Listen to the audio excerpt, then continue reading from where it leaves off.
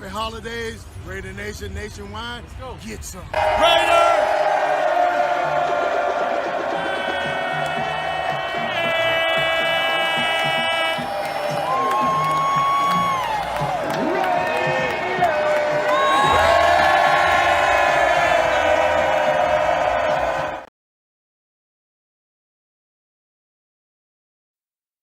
Drive. This has been the 16-play drive for the Raiders. Well, here's a seminal point in the game and maybe the season as the Raiders try to get that first victory. Derek Carr tries to come up with the moment of his young career. First and goal to go, 9-yard line. In the shotgun, Carr's going to throw, pumps, looks end zone.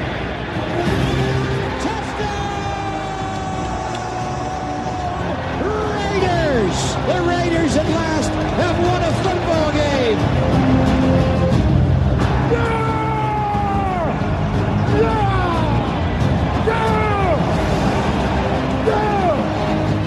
That just says about the fight in this team. To be able to do it, I'm just so happy for my teammates, to see them smile. We're running the ball good, and him come back to the huddle fired up, feeling good about themselves. That's the kind of stuff that fires me up. That was awesome. Good evening, Raider Nation. I am Hardcore Raider, and that's right. Once a Raider, always a Raider. Thank you guys for tuning in. Appreciate all the new subscribers. Got a great show lined up for you guys. Please like and subscribe to my channel, as well as maybe share it with some people. Doing the Devontae Adams jersey giveaway at 1,000 subs, so we're getting pretty close to being able to give this bad boy away. So we'll make a separate video when that happens. But essentially, just give you guys the quick rundown, and then I'll introduce Grimecast, Raider Dave, and Raider Critique. Today's show is just really about honoring Derek Carr. I know there's a lot of infighting, and, you know, whether someone's like, no matter what side of the fence they're on, as far as like Derek Carr and all this stuff going on, this show is strictly to give respect and honor to the quarterback that led this team, okay? So we're going to keep this show positive, all right? Any of my moderators in the chat, you guys know how I roll, man. You know, everybody pretty much can have like an open voice as long as they're respectful and they don't get personal. If they get personal and they're personally attacking other people, put them in timeout. And then if we have to get to a point to where we got to ban some people, then we'll do what we got to do, okay? Especially this show, man. This show is strictly about just, you know, even if someone's like ready to move on from Carr or to a point where they're just, you know, just kind of had it and they're ready to move on, even you at that point can like come up with something good to say about Derek Carr, a memory, whether it's a year, a game that you went to. So we're gonna do this, and we're gonna put Derek Carr out in style. I know he's not officially not a Raider yet, or he could still be a Raider next year, but this show is to give respect to the guy that's been on our team 9 years and bled for this team, you know? So with that being said, keep it respectful. Let's have a good show. Let's be positive.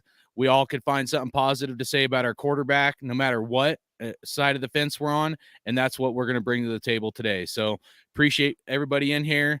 Got a lot of people in the chat, but let's get into introducing Grimecast, Raider Dave, and then we'll move down to Raider Critique. How you guys doing, man?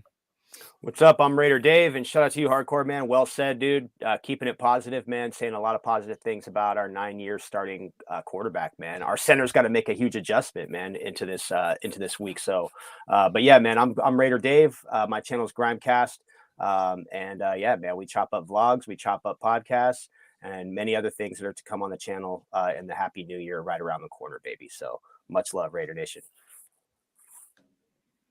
Happy New Year, Raider Nation, man. This is pretty much your Derek Carr episode right here on the Hardcore Raider channel, right here on YouTube, and also on the Raider Critique. You can always find me on Instagram, and hey, I'm about to lay it all out there for you, man, on exactly how I feel about this whole situation. And we want to bring out the positivity within all of the Raider Nation and unify us. Even though we may have different opinions, we should all be able to understand and be able to respect the continuity that this man gave us at the quarterback position for these last 9 seasons. Yeah, absolutely. there's a lot of infighting Raider Nation, and like, dude, I get it, guys. I do, trust me, but you know, of all the things, I mean, I think that Derek Carr deserves to go out the right way. You know what I mean? And I've been critical of him at times, guys. I have. I'll be honest with you guys, but I also didn't want it to end like this. Maybe there was never going to be a good way that this thing could end. It's like a Band-Aid that has to be pulled off or whatever. But at the same time, kind of went to bed one night feeling like little mixed emotions about it. Woke up the next day, and then I really felt like the Raiders kind of did him dirty. It sounds a lot more like Derek Carr got told to pack his bags and leave and not come back, more than it was probably Derek Carr just saying like, hey, I don't want to be part of the team right now. So some of that speculation, but it looks like Mark Davis made the final decision, the final blow to him. But, ultimately, I just want to get into some good memories of Derek Carr. I think there's plenty of history that we have with Derek Carr in this franchise to shine a spotlight on the positive things that he brought for, our team. So with that being said, I ask Grimy Raider Dave, what do you think? Like, is there one game or like, I know we could start at 2014 and kind of work our way up, but like, what do you want to touch on? Like some highlights that you remember, some positive things you remember about Derek Carr? Dude, you guys want to talk some good Derek Carr talk, baby? Is that what you want right now? You want some good memories? How about when Derek Carr won the starting position? Okay, let me tell you a little story about Grimy Raider Dave, man. I don't know how I do it. Every fucking year I nail a draft pick. Don't know how I do it, but I get the draft. I don't know if it's an Al Davis thing because it was easy back in the day with Al Davis. You just knew who Al Davis was in the draft. You knew Tim Brown was going to be a Raider. You knew Charles Woodson was going to be a Raider. You just knew you knew Rocket Ismail was going to be a Raider. You know what I mean? So Derek Carr, Al Davis passed in 2011, and then, Mark Davis inherited the team. And, it's not a corporation that bought the team. This is still a family-owned organization. Mark Davis seek consultation from John Madden, which was a smart move on Mark Davis's part. Connected him with Reggie McKenzie. Of course, Ron Wolf was involved, all that. And they got the connection, and that's where the Derek Carr getting drafted really started, man, because Reggie McKenzie had his eyes on Derek Carr for quite some time as he was GM. And the crazy thing is with Reggie McKenzie is I felt like Reggie McKenzie envisioned Derek Carr as the next Brett Favre or Aaron Rodgers. That type of system was coming to Oakland at that time, with Reggie McKenzie being the general manager. And he was well suited and well primed and ready to be the GM. And I thought he did a great job. Didn't get the first two drafts, but getting into Derek Carr's, him having to compete with Matt Schaub in that offseason. And you had no division in Raider Nation. You just had comments in the chats, and things like that. Like, I don't know about Derek Carr. I don't know if he's the guy. But then we saw him in preseason. We saw him challenge Richard Sherman, man. The back shoulder throws, beautiful passes, man. Showed that he had an NFL arm. Showed that he had the ability to adjust to the play and get the ball to the receiver in the open space. And then we saw Derek Carr go through 0-10, man. I was even at the game when Derek Carr was 0-10 against the San Diego Chargers. It was a positive day being 0-10, leaving that stadium saying, you know what, we might have a quarterback. I think we do. I'm watching this guy as time goes on. His college career was great, 50 touchdowns, 8 interceptions in his senior year. I thought he could have been a first-round pick. In my personal opinion back then, I thought the Raiders could have took him in the first round. But, going into that 2014 year, man, I felt like we gained something that year. It was a good start to building the blocks with a franchise quarterback. Then 2015, dude, some big games, the Baltimore game, he showed up on the road, some big games, the Charger game. I remember that was a good competitive game. I think we swept the Chargers following year, but then the 2016 year, and I'm going to speed it up a little bit here. 2016, man, we knew by mid-season, Derek Carr, they needed to get him a contract, and he was probably the franchise quarterback because that Tampa Bay game, man, the 500 yards, I think he threw 60 plus attempts or whatever, 40 completions, 500 yards, 4 touchdowns. That was the elite Derek Carr that we saw. And Derek Carr just making plays, diving. Remember when he did the nose dive, dude? And I think he like bounced off, or remember that dove for a first down? It was like the 2016 year where he bounced around. He had the broken pinky. They had to adjust the play calling with Bill Musgrove. They had to, into the pistol offense. I felt Michael Crabtree, he resurrected Michael Crabtree's career for a second there, dude. Brought Michael Crabtree back to the relevance in the league where Michael Crabtree's catching 9 touchdowns in each of those seasons, I recall. So, a lot of those positives, man, that really grew on me as a Raider fan. It made me excited for every season, these last 9 seasons. That's where I'm going to end it. You know, I know Derek had his struggles. We all know every quarterback in this league struggles. Winning is the ultimate remedy for anybody's career in the NFL. But winding down here, man, I look at it like this: like 9 seasons, I felt like we had a chance. I felt like we had a chance. Like we could compete, man. We could compete with the Chiefs. We don't beat the Chiefs like we want to, but we could compete, man. We nearly beat the Chiefs in Kansas City on Monday Night Football. I mean, so with these 9 seasons, I thank Derek Carr for all of his hard work, blood, sweat, and tears, and everything that he put into the organization, and from the heart, man. Because once again, and I wish him well, man, in his emotions right now, and what his mental state is. I know he gets there. A lot of people always use, oh, these guys are millionaires, this and that. Yeah, but he's an emotional human being. Just like we're all emotional human beings, and so therefore. I do have him on my mind, and I do think about him like, hey, you know what, man, I hope he's doing well, man. And I know Devontae Adams, I believe, is his neighbor, so I'm sure there's some, he's got his bro there next door, dude, and he's got good guys in his corner, and I'm sure his teammates have reached out and whatnot. But yeah, man, but that's pretty much how I felt about Derek Carr in our 9 seasons. Like once we saw his rookie season and how he progressed, I felt like we had a chance where we could talk about a playoff run each and every offseason. I like it. Well said. Raider critique. Man,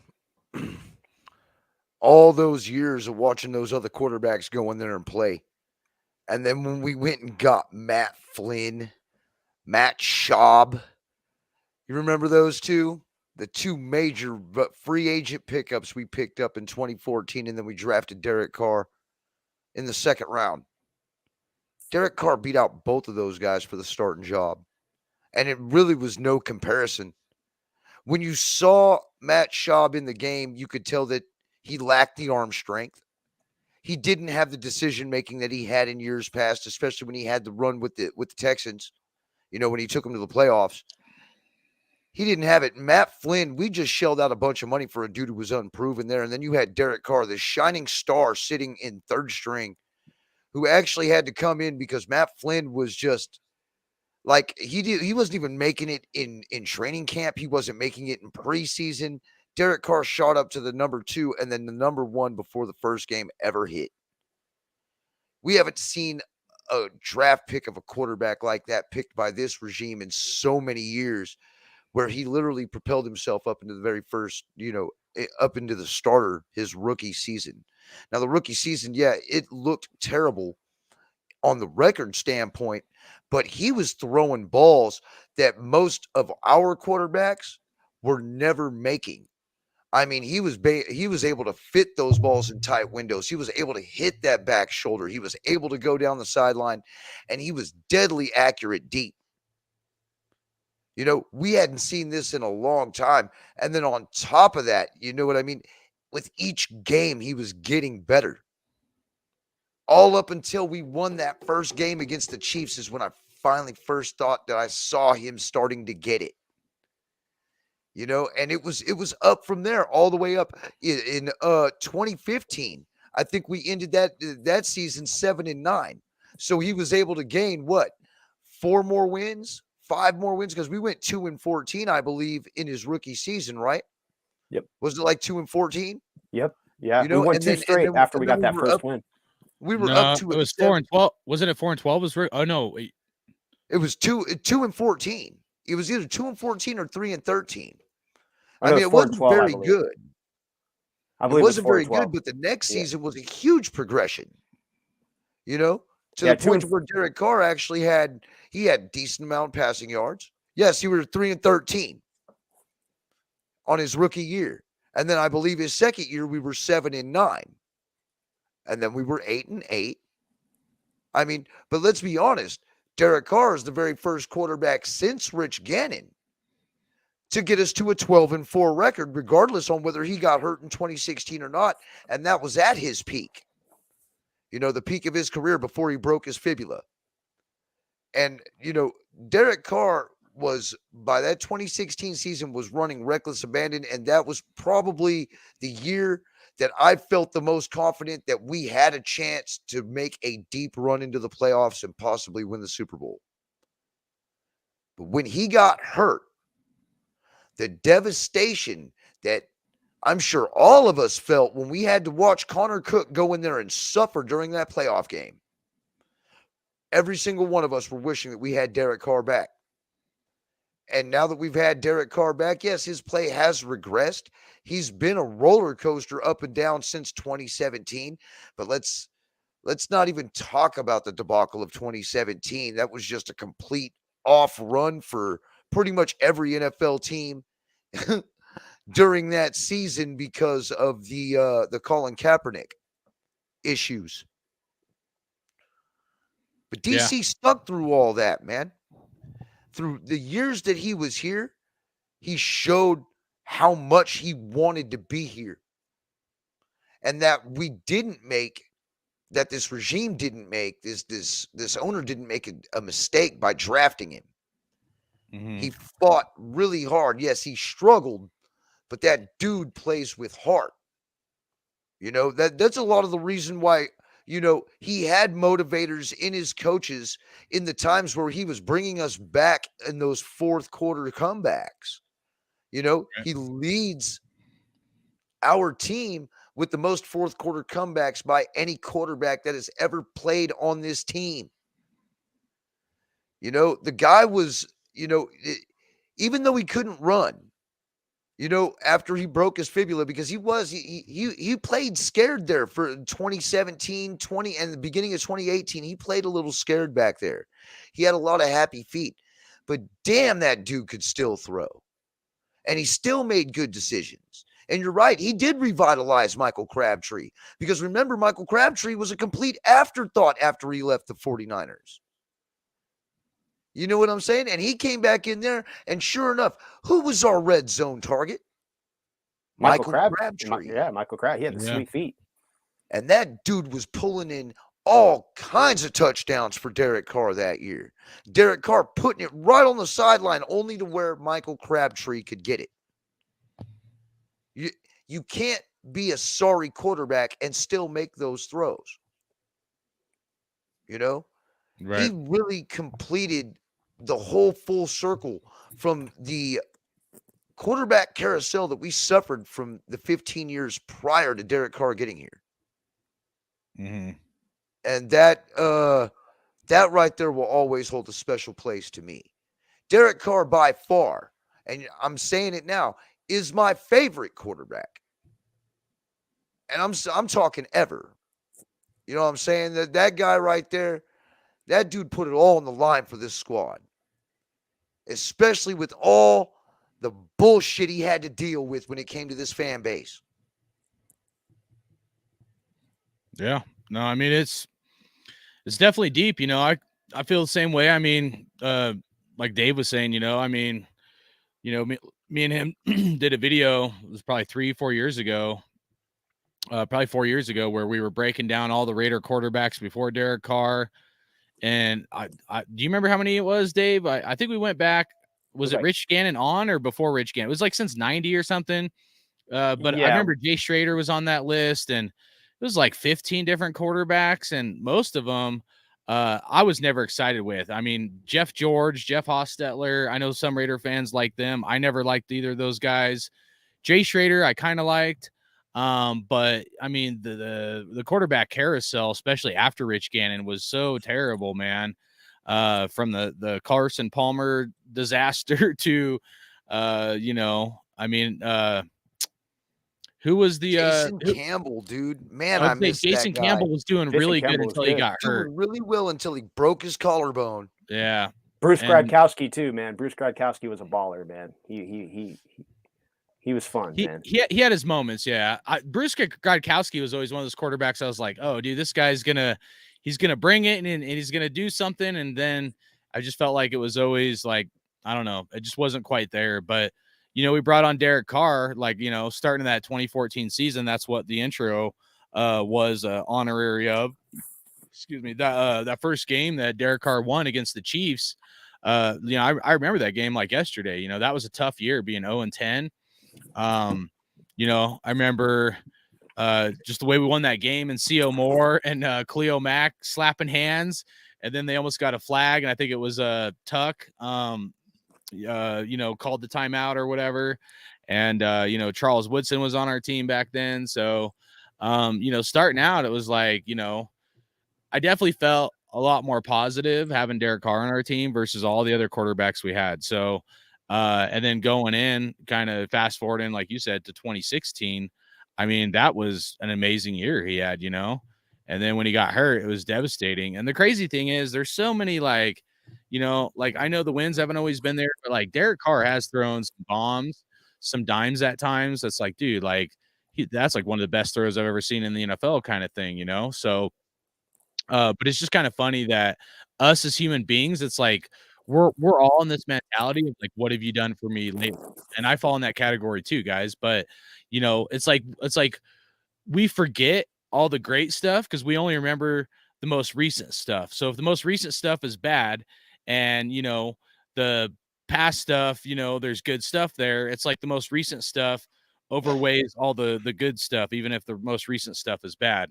And that kind of sucks that we're like that as human beings, to some degree. It's just kind of weird, how we're all programmed that way. But I do understand it's NFL, not for long. What have you done for me lately? Kind of business or whatever.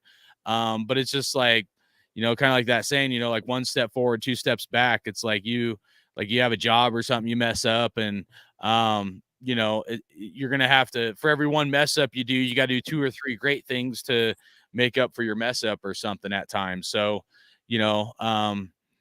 kind of sucks that we're programmed that way, where like we forget a lot of the good things that Derek Carr has done for us, and if you guys are in the chat, man, I want you guys to participate as well. Even if you're on the fence about Carr, ready to move on, let's get some people in the chat of your favorite memory of Derek Carr.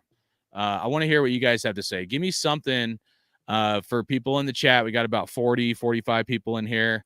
A memory that you have, something that you cherish, that you will always hold near and dear to yourself. For me, one of my big memories was in 2018. I went to what I thought was going to be the last game in Oakland.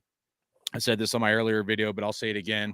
I was at that Bronco game Christmas Eve, and Raiders balled out. That was when we had that it was like kick return or punt return for a touchdown, like 99 yards. Dude, I yelled so loud that game. I gave myself the biggest migraine.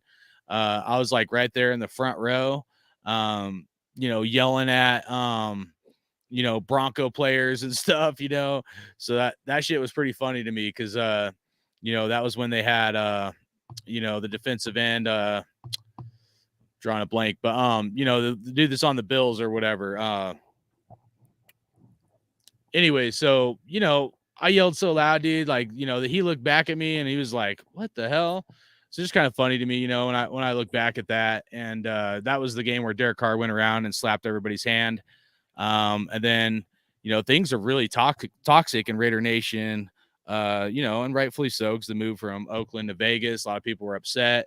A lot of people saying they weren't going to be Raider fans, all this stuff. That's essentially what motivated us to start this channel. There's a lot of hate in Raider Nation. And, we wanted to do something different for Raider Nation. And that's what essentially started this panel, is us bringing on other Raider content creators and stuff. Things have got a little out of hand at this point, in my opinion. Some people, not as worried about, the silver and black and the Raider Nation, and more worried about making money on YouTube. But, we'll try to leave it positive here. Von Miller. Yeah. Von Miller, dude. I yelled at him, dude, and he looked at me like he was going to kill me, dude. Like straight up. I was yelling at him so loud. But, it's just like, always have some great memories like that. And I've been to like 3 Bronco games, like in Denver.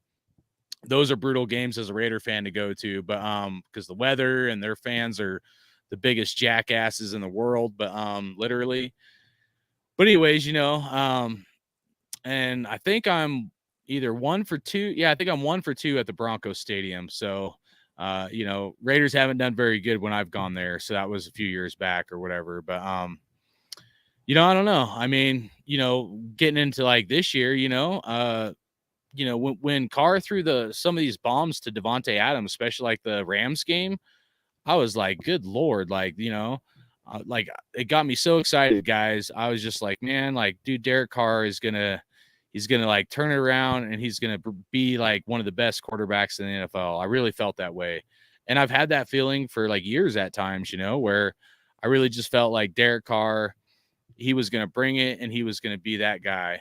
And I can't put my finger on it, why sometimes it's there and sometimes it's not. But I think most people in Raider Nation would agree that like we all had that feeling that he was going to be able to make any throw and do really awesome.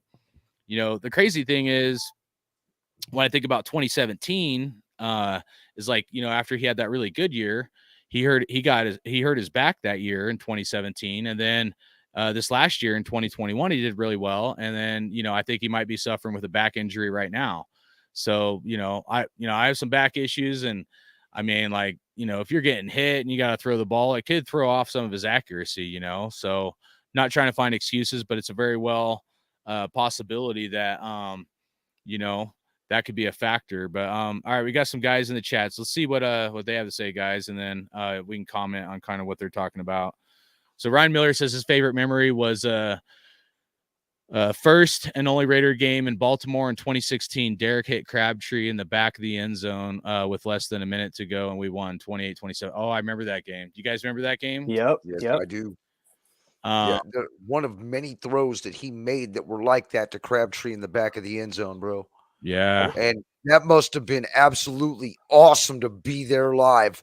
And I think that was the game where he threw 2 touchdowns to Crabtree in that game, did he? Was it 2 in that one game, I think? Or he threw two, maybe 3 touchdowns total. Because I know he had 3 touchdown game against Baltimore. That was pretty cool, because back then, Baltimore, man, their defense was still stifling, man, and quick. And I think they had Suggs at that time. And yeah, man. So yeah, week 4, he had only 199 yards, but yeah, we were 3-1 at that point. That was crazy. was it, how many touchdowns did he throw in that game? I'll pull it up here. You guys keep talking. I'll pull it up here. But yeah, my favorite memory, man, the game that I was at, that I remember with Derek Carr, that's very memorable, was the 2016 final game in Jack Murphy, I keep calling it Qualcomm Stadium, where the Chargers played. So that was the last game between the San Diego Chargers and the Oakland Raiders. They had to pull me out of that stadium. I grabbed every program that was laying around that everybody trashed. People knew that both teams, fans knew, I should say. At that time, they knew both teams were leaving their cities. But I was at that game, man. That was the loudest I've ever heard. The loudest I've ever heard Raider Nation inside of Qualcomm Stadium. Phillip Rivers could not hear. It was a wild game. Michael Crabtree had the catch where his foot was like just barely on the edge of the end zone, and he just had, I called it the sweet feet back then. I'm like, dude just guides his feet sweetly right up to the freaking hash mark right there to cleanly get the touchdown. So that was a nice one. And Derek Carr, watching him, I was actually watching him operate out of the pistol, and that was the last game where he operated out of the pistol. And so I was actually keying in on that. Certain things, when I go to a football game, man, I let certain players, man, I key in on. Derek Carr is one of them. But Charles Woodson was another one, man. I always like to get an end zone seat, because you'll see Charles Woodson square up on a wide receiver. And then back then in early 2001, you might see Charles Woodson line up as a wide receiver. That was pretty fun. But yeah, man, these games have memories, man. It's our Sundays. Our Sundays are day to,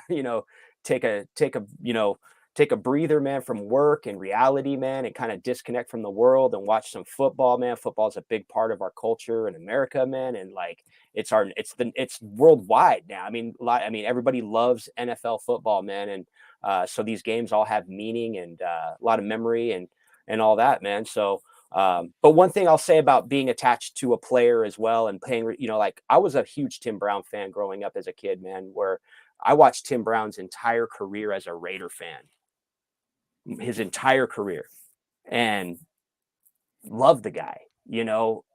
He wasn't Jerry Rice. Jerry Rice was the best receiver of all time, but he was Tim Brown, and I liked him for who he was and how he represented the Raiders, how he caught footballs. I liked his professional demeanor on and off the field. Tim always seemed like a well-grounded human being, as well as Derek Carr. Tim Brown, Denver Broncos signed him to an offer sheet in '97. I was worried, dude. I was worried. I was like, 19 back then? I'm worried that freaking Tim Brown's going to be a Bronco. And, back then it was radio. So you're on AM radio getting all this information or sporting news if you get the subscription back then and all that. But anyway, we're going through all these talking, at work and all that. I worked at Fedco back in the day. If anybody remembers Fedco, man, it was Walmart in California before Walmart even existed, but an old school place called Fedco. And Petco, man. Tim, you remember Fedco? Oh, I love Fedco. Hey, Fedco, man. Petco. Hey, Fedco was like the first, like the original OG Walmart. They had 11 of them in California, and yeah, man. But that was one of my jobs back in the day. working. When I was younger, and back in the day. Yeah, man. Oh, dude, and so I worked in the warehouse. So I worked in the warehouse, man. So and I was one of those dudes. I was a young buck, man. So I got my forklift certification real young, dude. And I competed with fools, dude. They don't want the young buck to come up, but I did come up. But anyway, long story short, I went to games with all these guys. Everybody, we had all kinds of fan bases, man. We had Buffalo Bills fans, Raider fans, Charger fans at Southern California. So you got a lot of different fans, and man, and the Raiders had already left LA. They've been 2 years removed from LA. But long story short, man, we talked a lot of football. We love football, man. And Tim Brown was my all-time favorite Raider, man.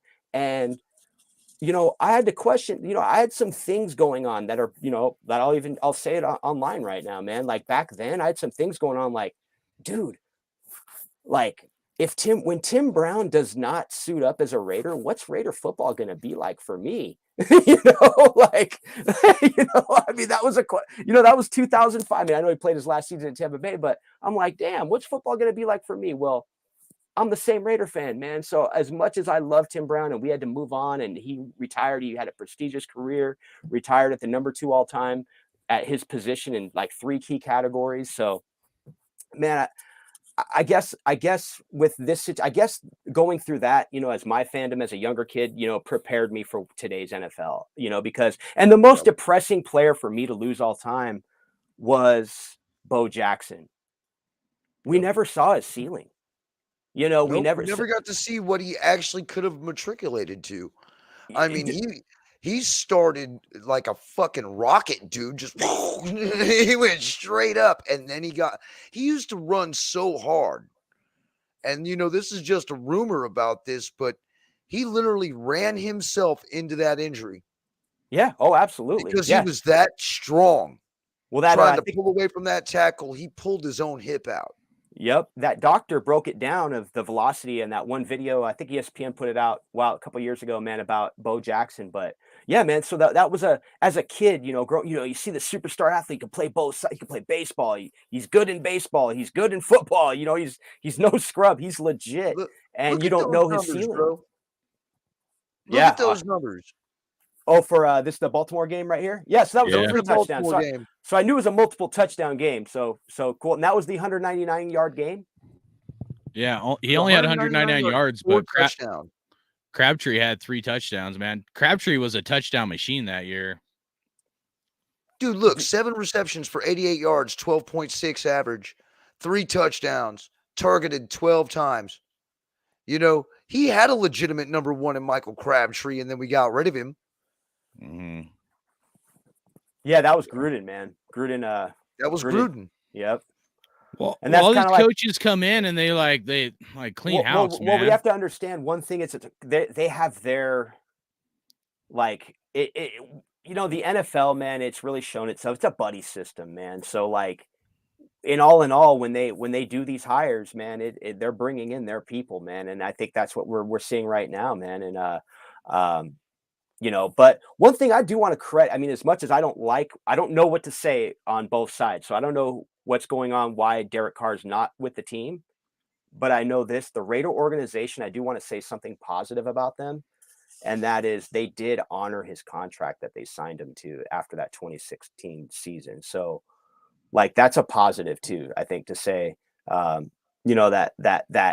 we didn't see Derek Carr get cut in the middle of his contract, like in year 2 or something. Like we saw all 5 years, and we got a playoff run out of one of those. It was basically equal to his rookie contract and his second contract that he signed. Then I know he's a third contract, but that we don't know how that's going to go. But as far as those two, from his rookie contract lands us a playoff spot, second contract lands us a playoff spot. I credit both sides, man. When it's all said and done, I'm just hoping that everything ends. That if this is over, that it ends well on a positive note. So both are respected as good professionals, you know? Yeah, definitely. So let's check this out. Raider Kojo was saying his favorite memory was when throw to Seth Roberts against Pittsburgh in 2018, and we won that game a few plays later. So this is kind of the headlines. Let's see if I can multitask here. Sorry, guys. See if you can scroll down. Yep.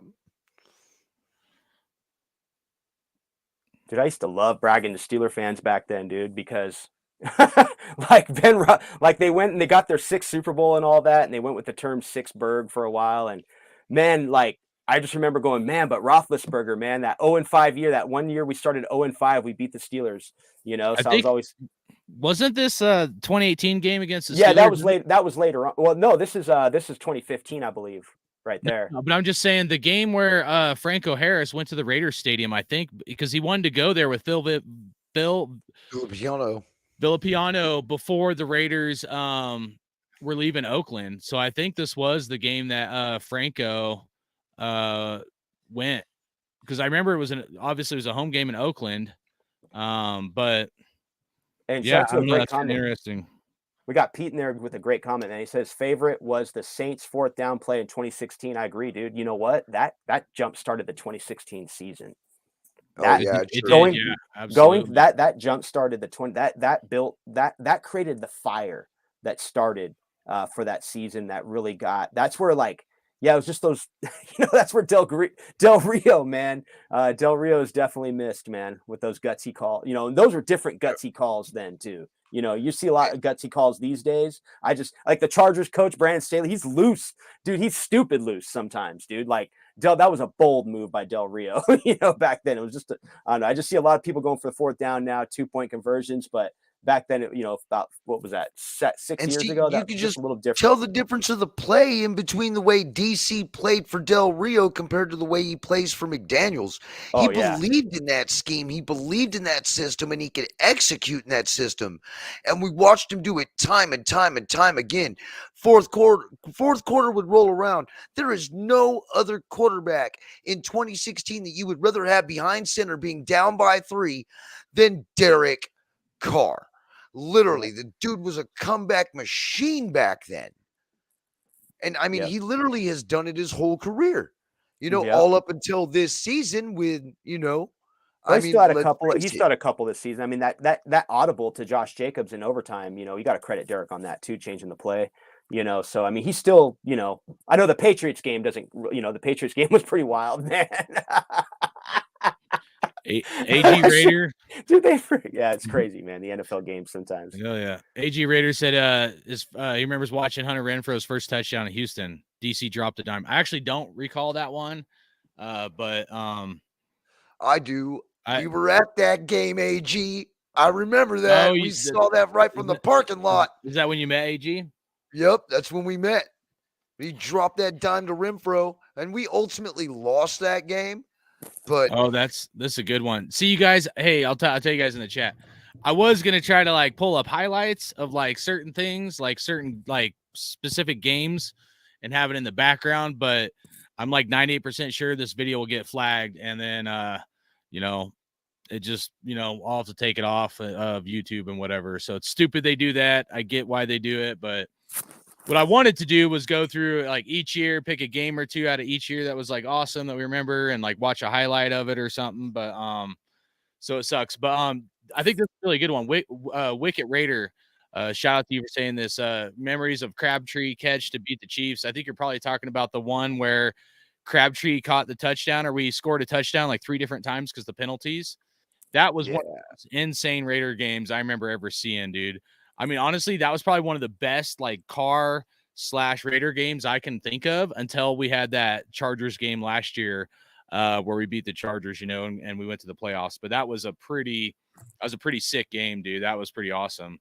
What I can't remember was Mahomes playing in that game? No, that was Alex. The 2017 game, that was Alex Smith. That was Alex Smith. Okay, yeah. I couldn't remember because I can't remember what year. You had the game. Yeah, there was the game that I think that year when we played in Kansas City. Remember, we had that one where Amari Cooper. We almost beat the Chiefs in Kansas City, but there was the big debate whether the ball got lost in the lights when Crabtree was. I'm sorry, not Crabtree. Amari Cooper was wide open, and the ball didn't get there. And they were like, they didn't know if like maybe they said he looked up at the light and that might, I don't know. But it was that was that same year, I believe. We could have swept the Chiefs, man.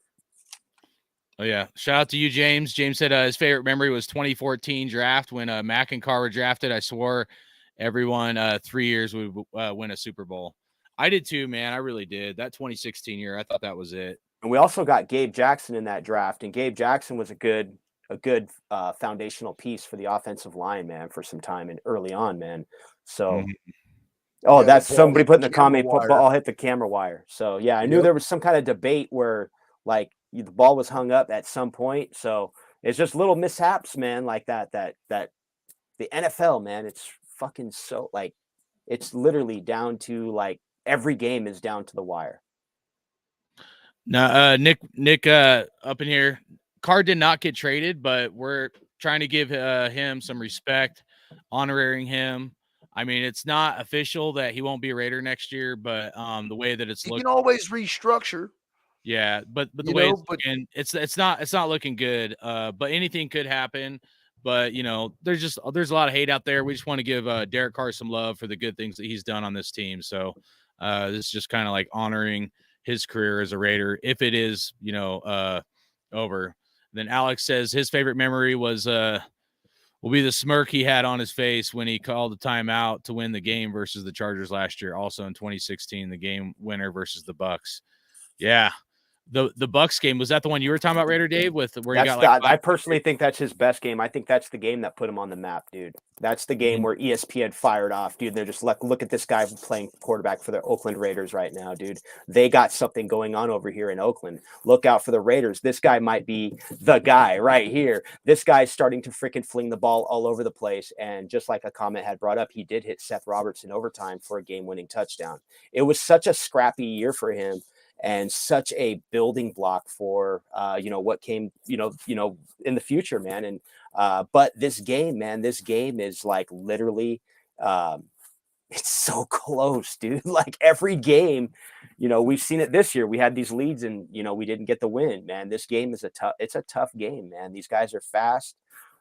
These coaches, man, they scheme, man. They scheme like they're scheming 24/7 every day, man. So yeah, man, it is a league of overthinking, though. This is a league of overthinking. That's one thing that I've learned growing up into my adulthood, from child to an adult fan, because this is a game we all loved as kids, and here we are as adults still passionate about, this game of football, man, and our team, the Raiders, man. So, it's one of those things where, this game, man, it's really grown, and it's, and it's literally like it's a game of inches, man.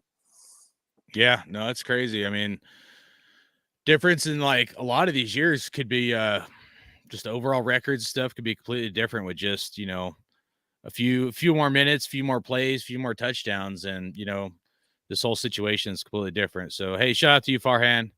AG Raider said the longest fourth quarter ever in NFL in KC when the refs kept throwing flags during that touchdown, and the 2-point conversion in the DC game came through 100%. Yeah, I think that was probably the Crabtree game that we were talking about. Then Tim Brown, the Raider. Yeah, dude, I love Tim Brown. That was my favorite wide receiver. The Raider goat, dude. Growing up for sure. Southside said his favorite memory was the walk-off touchdown to Seth Roberts in overtime versus the Bucks 2016. So yeah, that's the game you were talking about. Yeah, that was pretty legit. Seth Roberts, sometimes, dude, he had some like just crazy, like sometimes he's just one of those guys, man, where like sometimes he'd miss some catches. You're like, dude, why did you miss that? And then you throw some like crazy something or whatever, he catch it, and he could get those yak yards. So AG said he saw the draft as a kid when Tim Brown got drafted, and his whole career. I remember Charles Woodson get drafted my senior year in high school. Hell yeah. Yeah, I remember saying Charles Woodson was going to be a Raider, and I remember on the radio, like ESPN, dude, they so had Andre Wadsworth going to us, dude. But it's crazy how the narrative changes, though, because now Woodson's in the Hall of Fame, and they don't bring that up. But yeah, I remember that back in the day, dude. A lot of the like Mel Kipers and those guys, they were saying like Andre Wadsworth is going to be a Raider. They, you know, Charles Woodson, yeah, Al Davis likes Heisman Trophy winners and blah, blah, blah, blah, blah. I just want to give a shout out to that draft pick because Charles Woodson is a fucking Hall of Famer. And Charles Woodson Do you guys came back remember to the play for the initial Raiders. feeling that you had when Derek Carr was drafted by the Raiders? Over, I was pumped, dude. After Manziel and all the other high-profile quarterbacks of that year were drafted. I did not want Manziel. I'll tell you right now, I did not want Johnny Manziel. I was glad you got Derek Carr. I was like, yes. I did have people texting me back then because they were huge fans of Johnny Football, dude. There was a lot of Johnny Football fans out there. So they're like, you guys are going to get Johnny Football. I was never interested, man. I was always, talking about Derek Carr because I felt like Derek Carr wasn't really talked about that much back then. He was kind of like a sleeper pick for me. And a lot of people seemed like they were avoiding him because of his brother.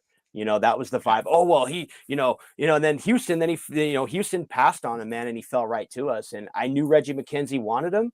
And man, I knew it was a good draft pick by the Raiders, man. They got him in the second round. He got it was a original 4-year deal. That's why they had to give him the contract before Khalil Mack, and he had the lights out 2016 year where it's like, hey, dude, do you let a franchise quarterback or what's looking like the franchise quarterback right now for Derek Carr, do you let this guy test free agency? And the Raiders did the right thing. Like I said, the Raiders did the right thing by giving him the contract and fulfilling the contract.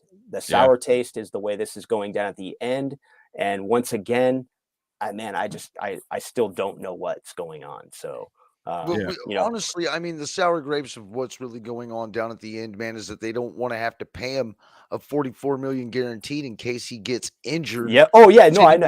Sideline. Yeah. I understand why the regime is doing what they're doing, but for everything that this guy has done for this organization, if we still had a chance, which we did have a chance all up until the point when Tennessee lost to Dallas last night, they should have let him play. Well, at least let him finish it out. My opinion right now is like where things get murky, like the waters get muddied, is if Derek Carr wanted to leave, which I don't have a problem with, or if the Raiders forced him to like not be part of the team kind of thing, because it was presented like Carr left on his own, but through further investigation, it appears like it's possible that the Raiders may have wanted Derek Carr to not be the distraction, kind of thing. And if it's the latter, meaning the Raiders made him leave the facility, if that is in fact the case, then that's pretty fucked. And that really pisses me off. Excuse my language, but try to keep it positive here. All right. Shout out to you, Pete, man. Raider Way, shout out to you, AG Raider, everybody in the chat. Appreciate you guys. We're just essentially trying to relive some good memories of Derek Carr. I'm sure everybody can come up with at least one thing. Should be multiple things. If you have something positive, a memory you want to say about Derek Carr, what you like or love about Derek Carr, put it in here. This show is just to bring some positive vibes to a dysfunctional franchise and fan base and a lot of hate going on. And no matter what side of the fence someone is on, even if you're ready to move on from Derek Carr, that's fine. But let's just find something to, essentially try to do like an honorary show for Derek Carr and what he's done to this franchise, or for this franchise, because he did put his heart on the line. I don't think anybody can doubt that, man. He's played hurt. He's done everything he could, even if it wasn't good enough at times. He's done everything he could, and he'll always be a Raider in my opinion. So, damn right. And I'm sorry there, John B., but he's done more for this organization than you ever will. All right, let's keep it respectful. All right, let's not get personal on all sides. And if someone is getting out of hand in the chat, then they're gonna get clapped. So, but make sure you guys like and subscribe my channel. Going to give away a Devontae Adams jersey at us 1,000 subs, as well as Raider Dave Raider Critiques channel. I'm going to drop their channel down here right now. So if you guys could please, to subscribe to them as well, we'd appreciate it. As well as, anybody else that has, something else to say, you got something good to say, put it in here, guys. Let's do this shit right. I know it should be the Raiders doing this shit the right way, man. I mean, he did sit there for 9 seasons in this dysfunctional organization through how many different head coaches and how many different offensive coordinators and how many different schemes that he had to learn, play, and actually try to excel in just to get this team relevant compared to where we were at before he was here when we weren't relevant at all. Yeah. You know, I don't like celebrating first downs. And back before Derek Carr was here, that's what we were doing. Yeah. No, I mean, it was rough, dude. Nobody wanted to come play for the Raiders. Let's keep it a buck, dude. Let's keep it 100, man. The Raiders Nobody wanted to come franchise sucked, and nobody wanted to come play for the Raiders. And, you know, at least Derek Carr brought something a little different, and some guys actually started wanting to come play for us. You know what I mean? We had to overpay. We were in such Al Davis, you know, getting on his later years, you know, getting ready to leave this earth. He was just clawing at everything to try to get as many guys as he could. And a lot of these contracts, I think, were just overpaid, you know? So, you know, we did, I think everything that we could to try to win a Super Bowl, or Davis did, but he like struck and missed, man. He was like trying to bring on too many vets, and we just had to overpay guys all the time, and it just never worked out, you know? So I think when Derek Carr came on, he brought a different vibe to the Raiders. Like, people wanted to come play with Derek Carr and stuff. And I know the production wasn't always there at times, but he did bring something to this organization that nobody else brought, guys. And he stuck with us. Like, you know, I did a video about it. Don't want to revisit it too much right now. But essentially, sorry, I was getting a call.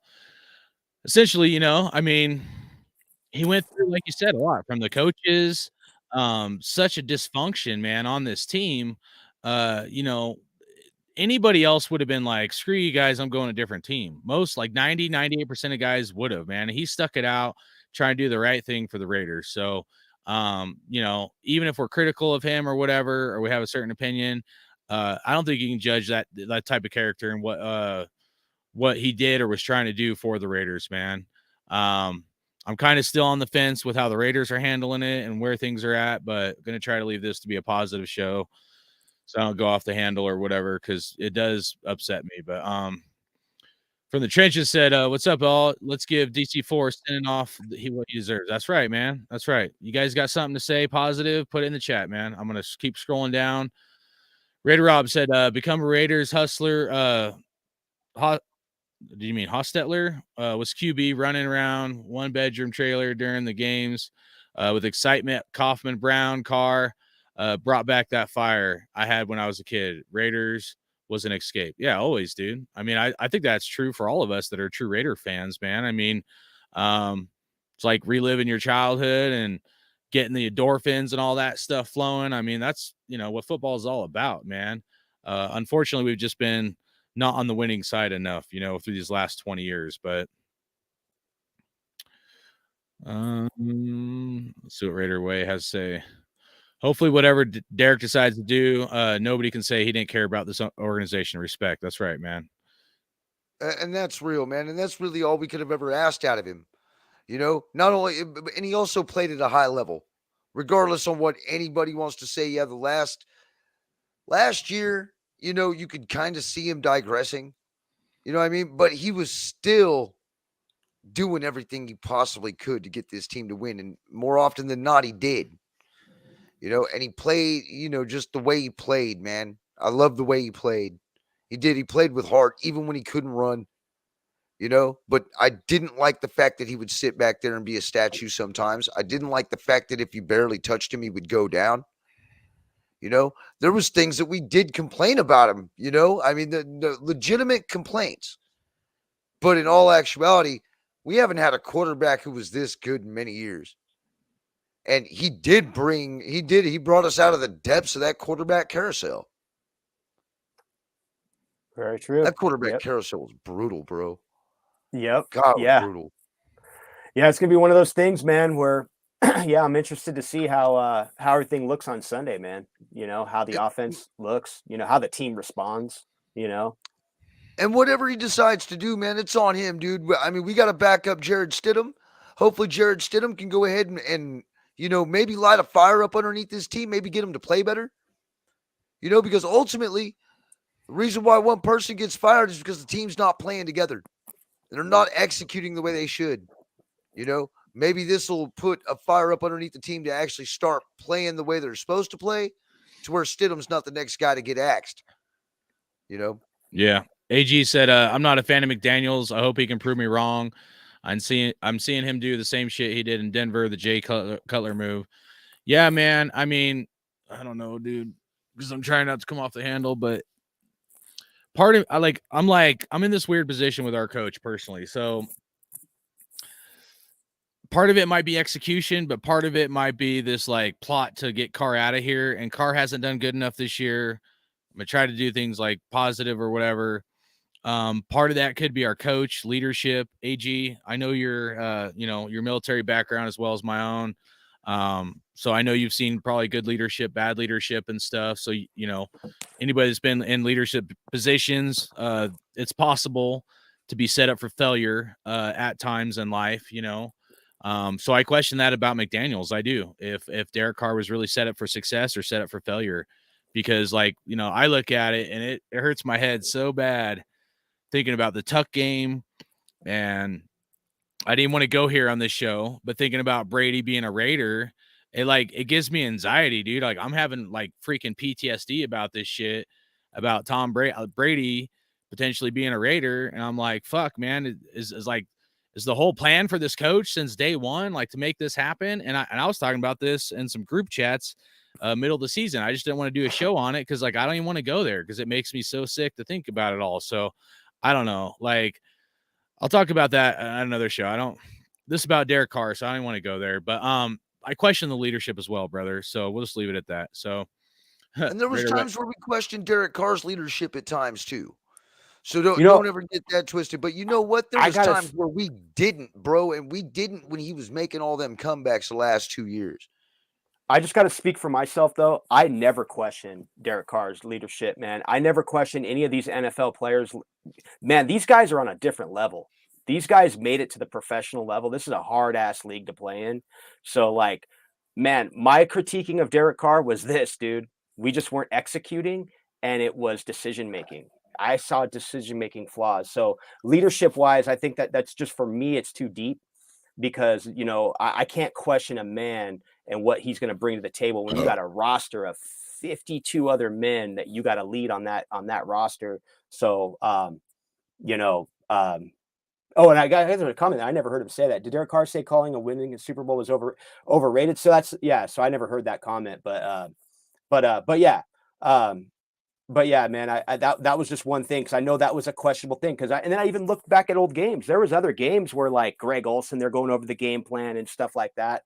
But yeah, no, Derek, I felt like saying the right things to the media and keeping his composure to the media and all that through these losses. I felt like that was the composure that he kept and saying all the right things. Like, I'll put it this way. If I was in Derek Carr's position, I would have snapped. My favorite movie is Moneyball. A lot of people love that movie as well.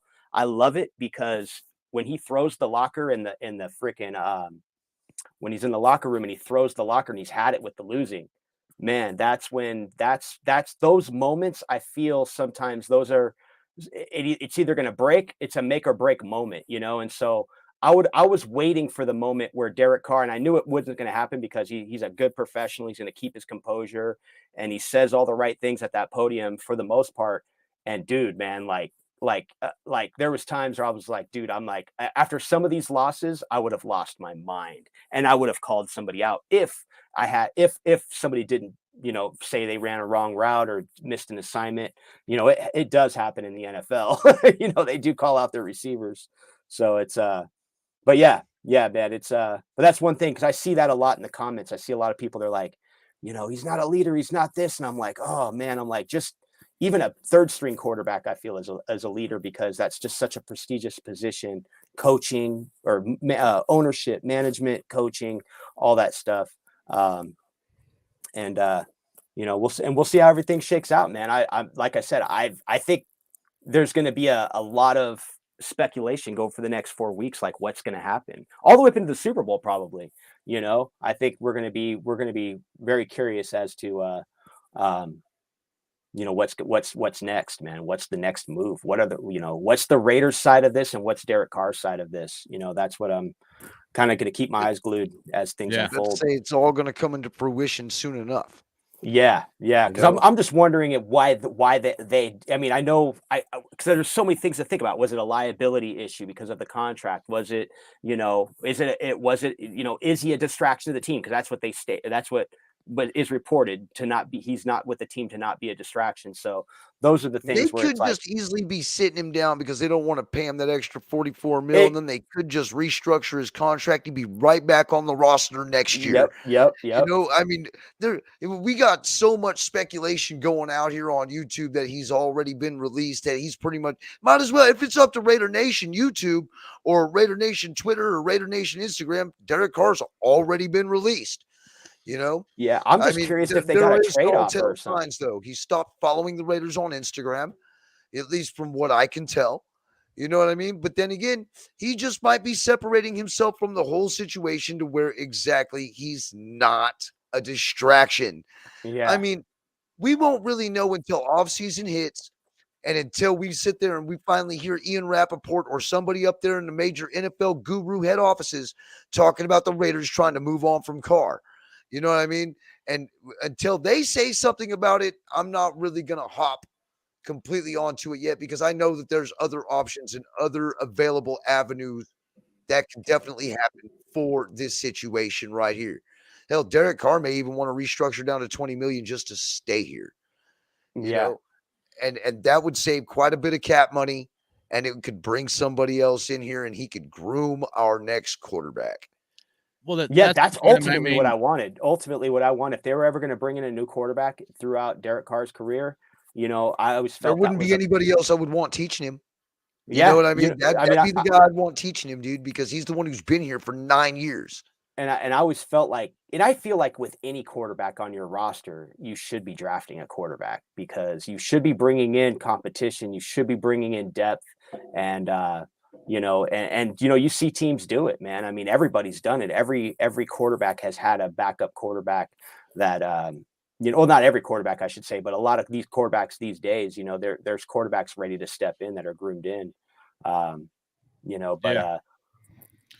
So I think this is a good one. Mark said, I can't think of another Raider quarterback that loved being a Raider quarterback as much as Derek did. It was all about the Raiders. And I agree with that. That's a good comment. 150% agree. John B, I put you on timeout. I got 2 rules on this channel, right? Anybody can say anything they want, even Cash Lord, that's fine. We're trying to be positive here, no matter what side of the fence you're on. But is like, one, we try not to interrupt each other, like for us that are like on the mic, but people that are in the chat is like, just don't take it to a personal level, because once things get personal, then nothing good is going to come of it, dude. And I don't like to blow up. Try to keep things positive, especially on this video. So I'm just going to leave it at that. So everybody in the chat, I'm scrolling down and get to all your guys' messages here, but appreciate everybody in here.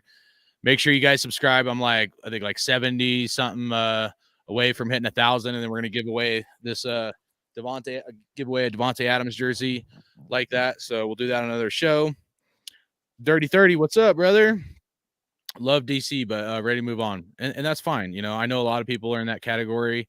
I've been on the fence at times about it, but this show is just to give some love to Derek Carr. So Ronnie said, loved how Derek, after so many head coaches, so much adversity, he always wanted to be a Raider, never quit, and he's a true leader.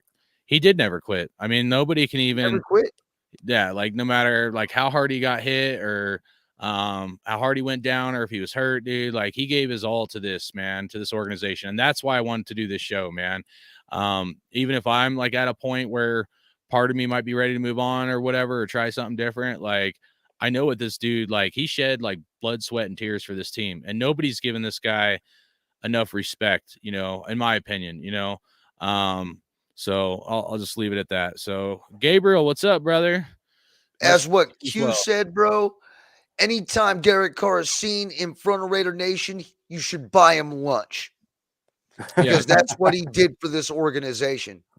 You guys need to pay that man the respect for dealing with this dysfunctional organization the way it has been ever since Mark Davis took over. Now, it wasn't great when Al, toward the later end of Al's life, but Mark damn sure didn't make it any better with the flopping of the coaches and the flopping of the coordinators.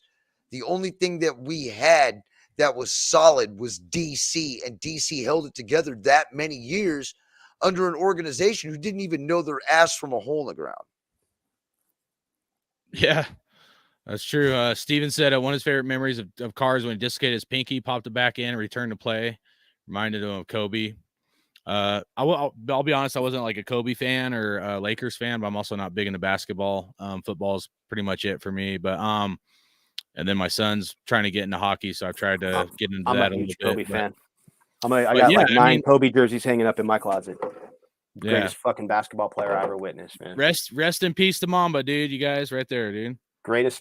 And you know what, dude? So I'll just say, hey, let's talk about athletes, man. You know what, dude? Like there's some athletes you just got to pay attention to, man. And you got to appreciate why, so here's the thing, man. I'm good tonight. I just want everybody to know I'm good. I'm not emotionally down or anything about anything that's happening right now with the Raiders season or anything, because, man, I feel like Kobe Bryant was a good lesson for me, dude, watching Kobe Bryant, when he came into the league, dude, like, I remember he was compared to Jordan. Everybody was freaking out over that, dude. And I didn't like that. I was a Shaq guy. But, man, I watched him with the way he put that work in on the court. And we did see that. And that's where in 2016, where Derek Carr kind of got that ice in his veins, man. And that mentality where it's like you're dialed in, dude, and ain't nothing going to stop you. Kobe Bryant, dude, he reenacted those games before every game. The preparation by Kobe Bryant was insane, dude. His dedication. And when I listen to anything with Kobe Bryant on a podcast, I recommend the Patrick Bet David podcast with Kobe Bryant. It's fucking badass. It's fucking badass. And Kobe Bryant's the real deal, dude. And so I got to give a shout out to my man. I got 9 of his jerseys hanging up in that closet, man. I went to Laker games. Like I said, I love the Raiders and I loved watching Kobe. I love the Lakers as well. And I loved watching Kobe Bryant. And, but once again, man, I watched Kobe tear his Achilles and go take that last not the last free throw shot, but I watched him go to that. That was tough. It's tough when you watch an athlete and you see how successful they are.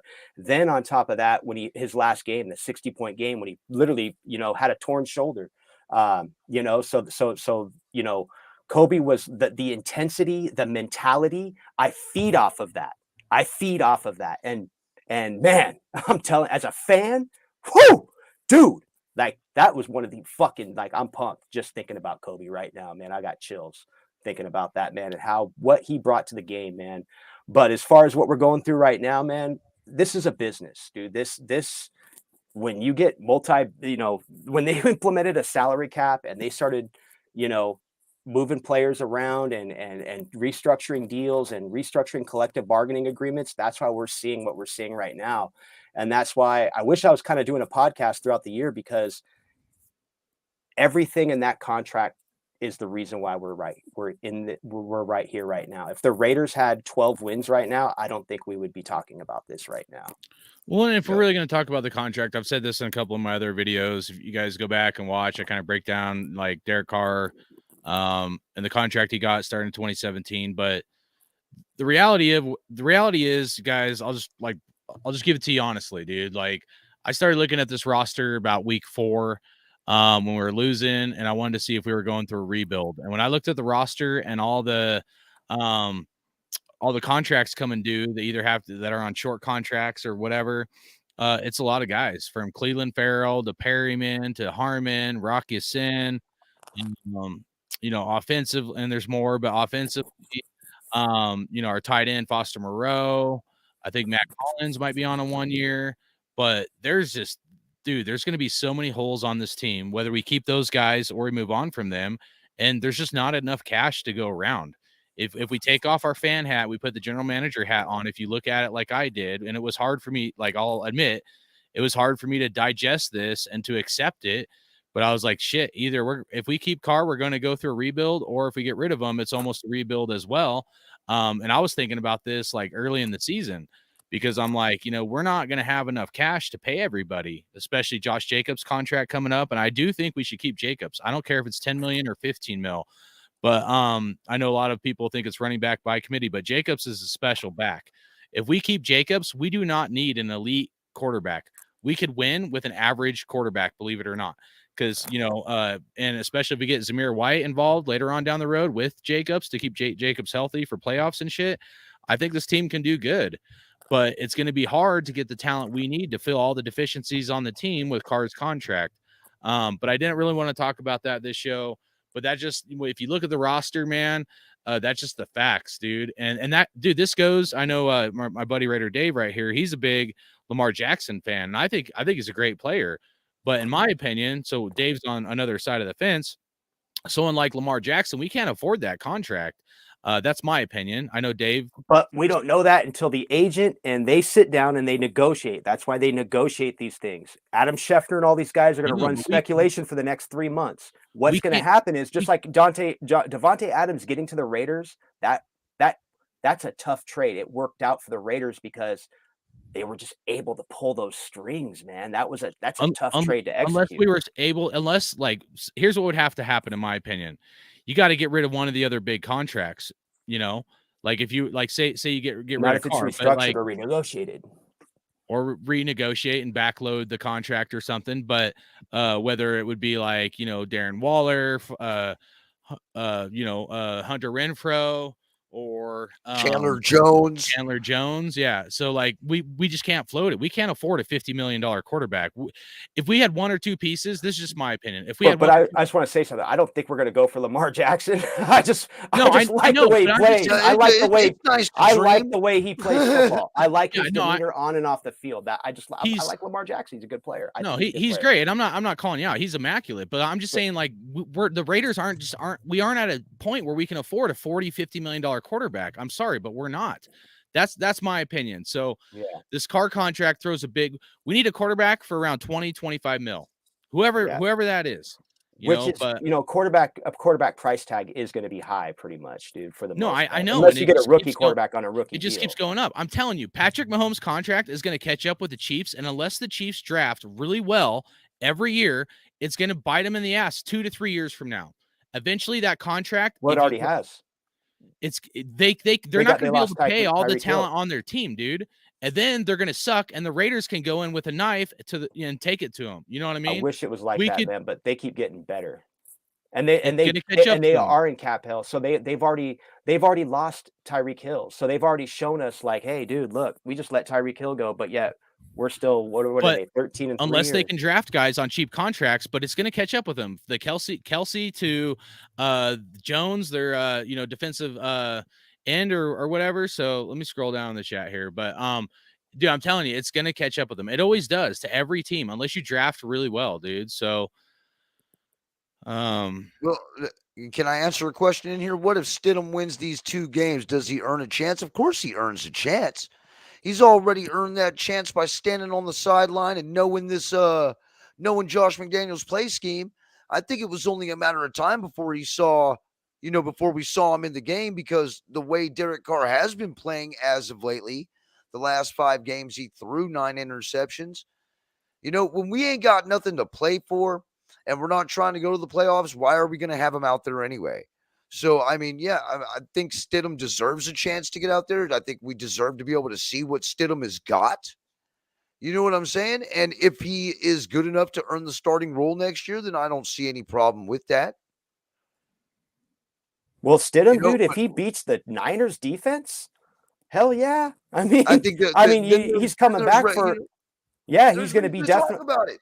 Yeah, I mean, I'm not saying he would be the starter or anything, but if Stidham knocked out the Niners and was able to pull off a victory versus the Chiefs, or just win one of those 2 games, I think that would be earning him a spot as far as competing for a spot on the roster, man, because he knows the system and all that. So, but once he knows the system well enough to beat those 2 teams, the number 1 defense and pretty much the number 1 offense in the league.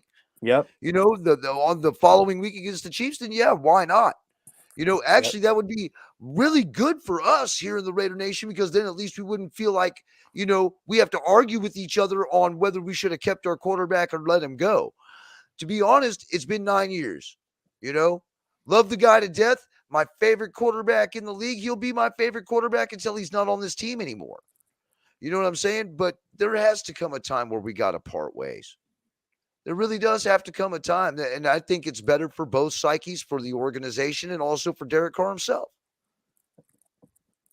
Yeah, it's going to be Yeah, It's sad, dude. 'Cause I wanted him to be the guy, and all of us did, man. We really did. I did too, man. Even those that have been critical at him and was upset at him at times, you know, if his contract was cheaper, I think it's a whole different ball game in my opinion. But that's just kind of my take and where I'm at with a lot of things. Yeah, he's talking about when David won a Super Bowl. Yeah, but David won a Super Bowl as a backup. He didn't even play. Yeah, but he probably did mentor Eli Manning. I don't remember. No, Eli Manning. Eli Manning. No.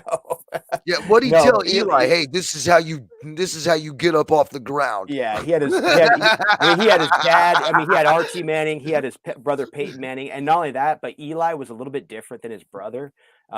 He threw the ball a little blindly, man. It was kind of fun to watch, dude. My cousin's a Giants fan. He's from New York, and he's married into the family. And I watched both those Super Bowls with him, and it was fucking hilarious, dude.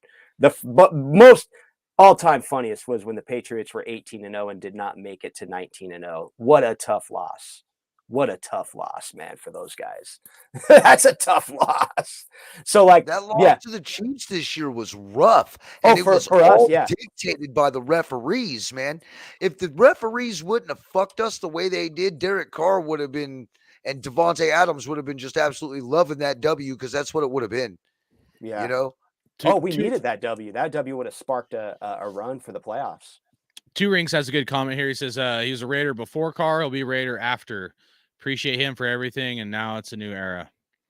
That's exactly how I feel, man. Shout out to that comment. That's exactly how I feel, and that's why I brought up Tim Brown. I just want to say, like, it's, the reason why I brought up Tim Brown is because I was a child when he was drafted. I was fucking 9 years old when he was drafted. So I watched his entire career, man. There was an attachment. Like, I met Tim Brown. It's a fucking cool guy. I mean, I got a couple autographs from Tim Brown. So, like, from a childhood standpoint, going into an adult, like I said, there was a time where Tim Brown's career came to an end. I don't think Derek Carr's career came to an end. I just don't know what's going on right now. But I do appreciate everything Derek Carr did. I'm a huge fan of Derek Carr. But once again, there's two sides to this. There's the Raiders organization and there's Derek Carr. And I'm just curious, what's the next move? Did they get a trade offer? Did Derek Carr, what was the conversation between Derek Carr? Pretty much all I got, the best I could get, was Max Crosby by his locker after practice this morning, just talking about, hey, they knew what was up when they got in the meeting room. They didn't see him there, and they already knew. But one thing I want to say about these athletes is they're ready for Sunday. They're thinking about Sunday, and that's how these guys are on that professional level. They're preparing for this. So they're getting behind Jared Stidham right now. And I think all is going to be good in Raider Nation, guys, man. I really do, man. I'm number one, man. Everybody's going to have an opinion. Everybody's going to have different takes, man. Number one, man, we got to complete, our mission as a unit, as a nation, man, as a Raider fan base, man, because my whole life, man, the connection between Raider Nation has been real. I could be in the 99-cent store and fucking grabbing a soda at the 99-cent store, and there's a Raider fan. We're high-fiving, and people are looking at, like, you guys know each other? No, we're Raider fans. It's just how we roll, man. And so when I see the internet can be deceiving sometimes, and sometimes, like I said, so I respect all opinions, and there's a lot of comments out there. And if you're to read comments in whether it's YouTube, Facebook, Twitter, dude, it's a split. There's like, hey, I'm all about Carr, or I'm not about, and it's like, and I'm just trying to, like, from my standpoint, hey, man, whatever this organization does, man, I'm with this organization, ride or die. And it's going corporate. The tickets are a lot more than they used to be. So blue collars kind of getting weeded out. Guys like me who feed off of a $70 ticket, $800 ticket does not speak to me. A $70 to like $150, yeah, I'm going to the game. But well, there was some nosebleeds a few weeks ago for the Chiefs game for like $250 for Allegiant Stadium.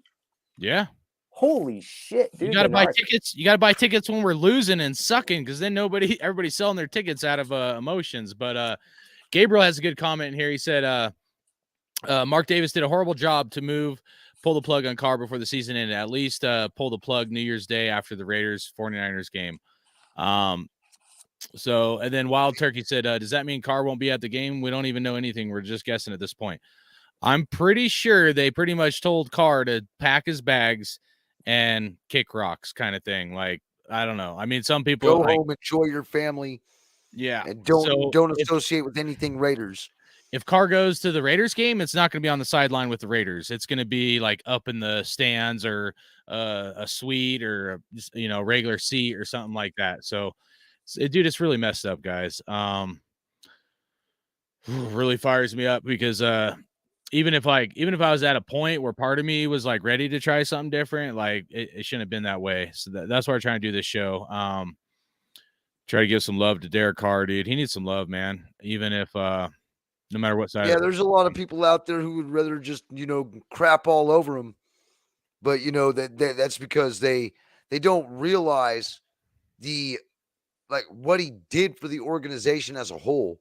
In order to solidify that quarterback position, he was able to start bringing people in here who actually wanted to play for a team that had a solid quarterback and like when Gruden was here and Del Rio was here, a solid scheme that they were playing.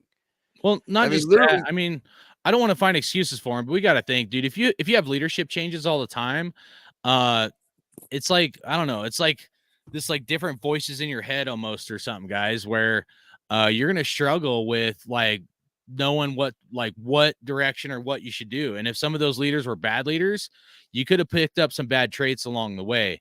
Not trying to find excuses for it, but I do think that does play a factor. You can't have that much inconsistency and expect success. I mean, you can't in any organization, no matter what, you're going to struggle. Okay. And this is where leaders and leadership can set their people up for failure. Nick had a really good comment. He said, thank you, DC for 9 years of leadership and commitment to my favorite team as a Raider.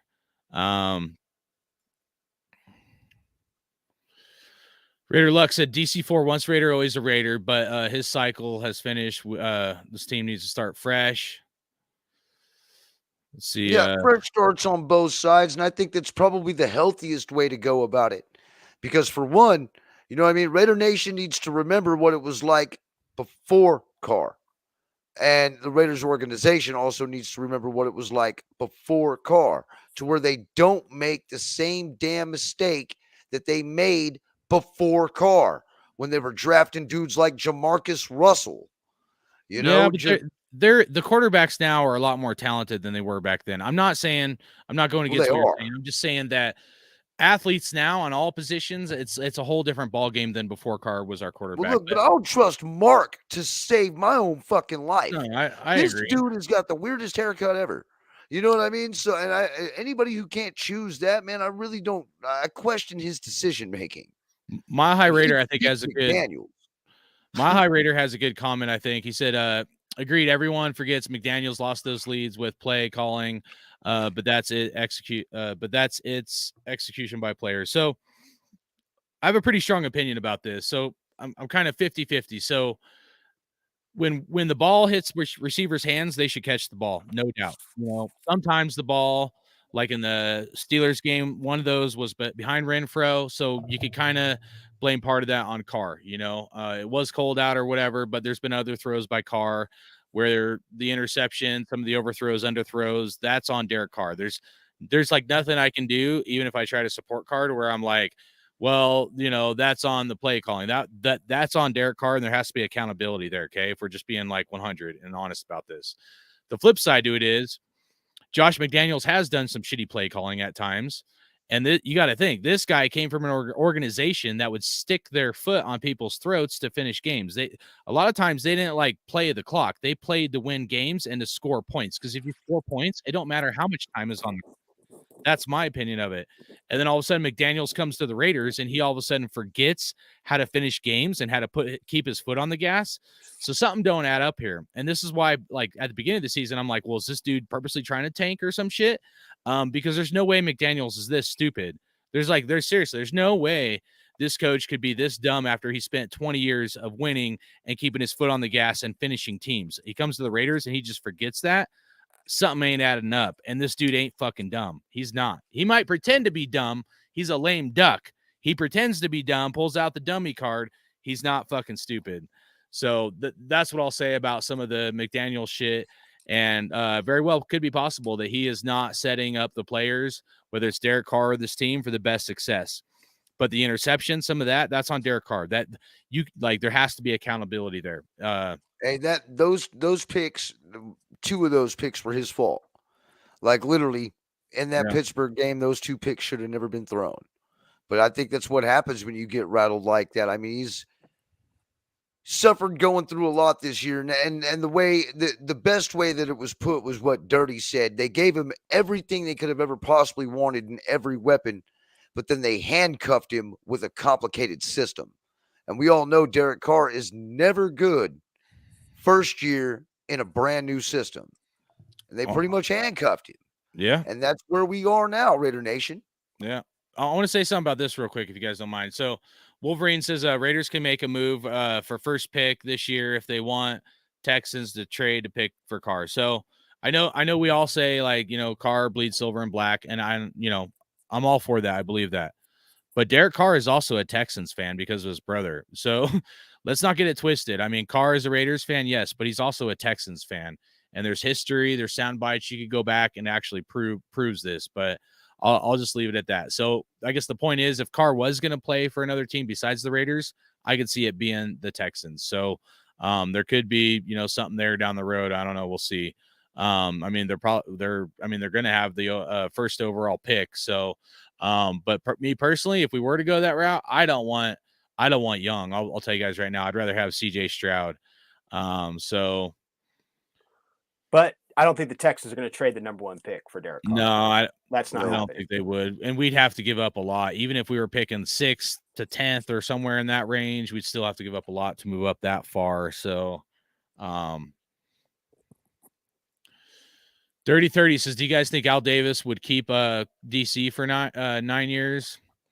I don't know, man, because Al Davis towards the end of his years made some really like crazy, maybe irrational decisions, you could say. So I would say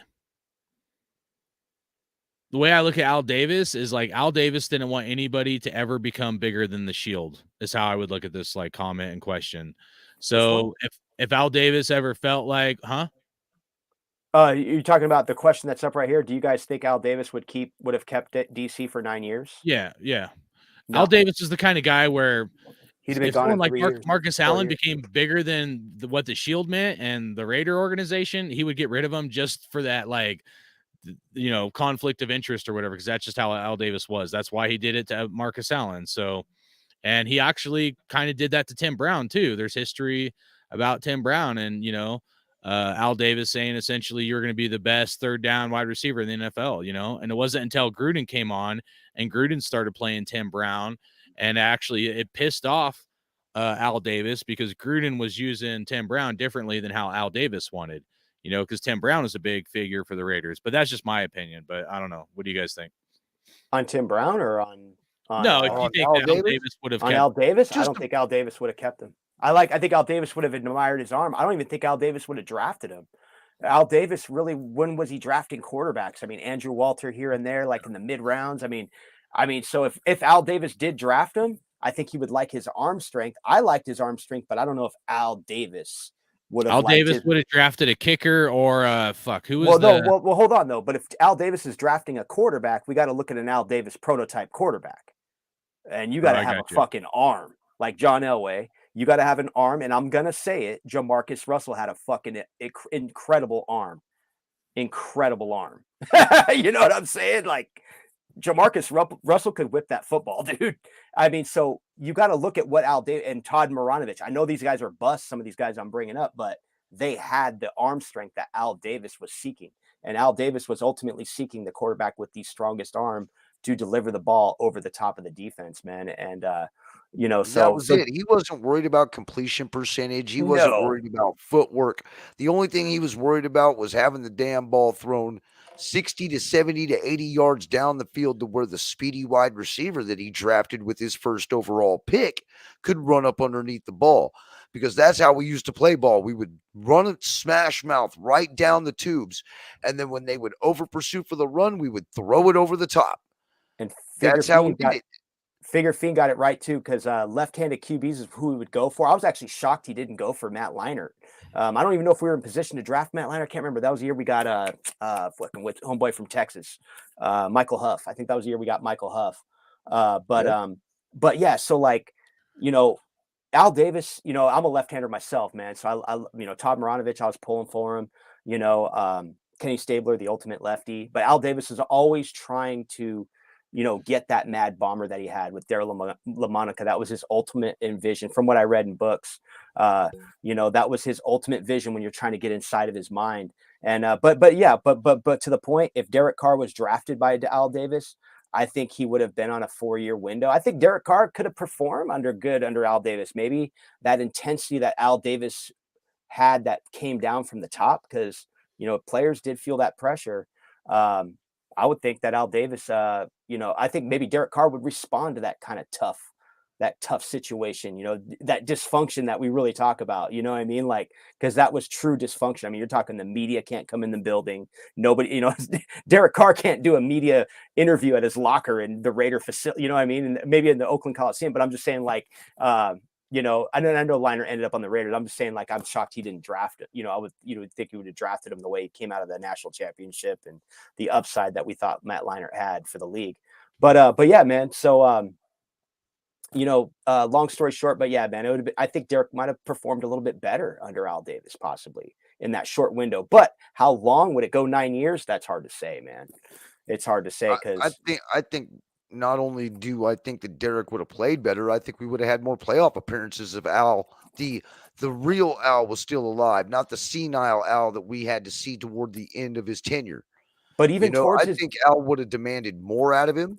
I think Derek would have bought in more when it came to it, because Al had a presence about him. He could affect just the whole aura of the room when he walked in. You know what I mean? And that's not from personal experience. That's from listening to all these Raider greats talk about what it was like watching that man walk through the hallway. Yep. You know what I the mean? presence. He demanded respect when he walked through that hallway. Yep. You know, and you were made to play the game the way he wanted you to play it, or you were out the door. And Derek, to me, seems like that he would have fell right in with Al, and they probably would have at least had a couple playoff appearances and even a playoff win if Al was still alive and we weren't dealing with bowl cut Mark. I'm not going to put no respect on Mark Davis's name when he is literally sold out to get his way, when in all actuality, the only way to win as a Raider is to earn it. Well, when you know, we did a show a while back. I think you were on there with us. But Stuart Schwager, shouts to Stewie. But we had dang, who's the defensive coordinator that was on there? That we were talking about Raiders. It's on the tip of my tongue. Anyways, he was on there and he said that Al Davis asked all the coaches. They were like, I guess all the coaches were in a meeting room and they were talking about golf. And Al Davis is like, oh, what's your guys' like golf, you know, like, you guys good and all that? And they're like, oh yeah, you know. And Al Davis is like, you guys are going to be the worst golfers ever. And if I ever hear you guys talking about how good at golfers you are, and if we're not winning or whatever, like, you know, pretty much he was going to fry your ass. So, you know, it's kind of funny because Derek Carr got interviewed by his nephew or whatever, and Carr said something about, like, you know, he would retire and play golf or whatever. But see, Al Davis was like he would mentally mind fuck people, dude. Like, you know, he could get the best out of people by just doing this, like, I don't know, almost a form of manipulation, but like just a way to get the best out of people. You know what I mean? And so, like, you know, he might ask you a question, but he's like, he might be setting you up for failure. He's going to see what you're going to say, kind of thing, in his prime or when he was better. You know what I mean?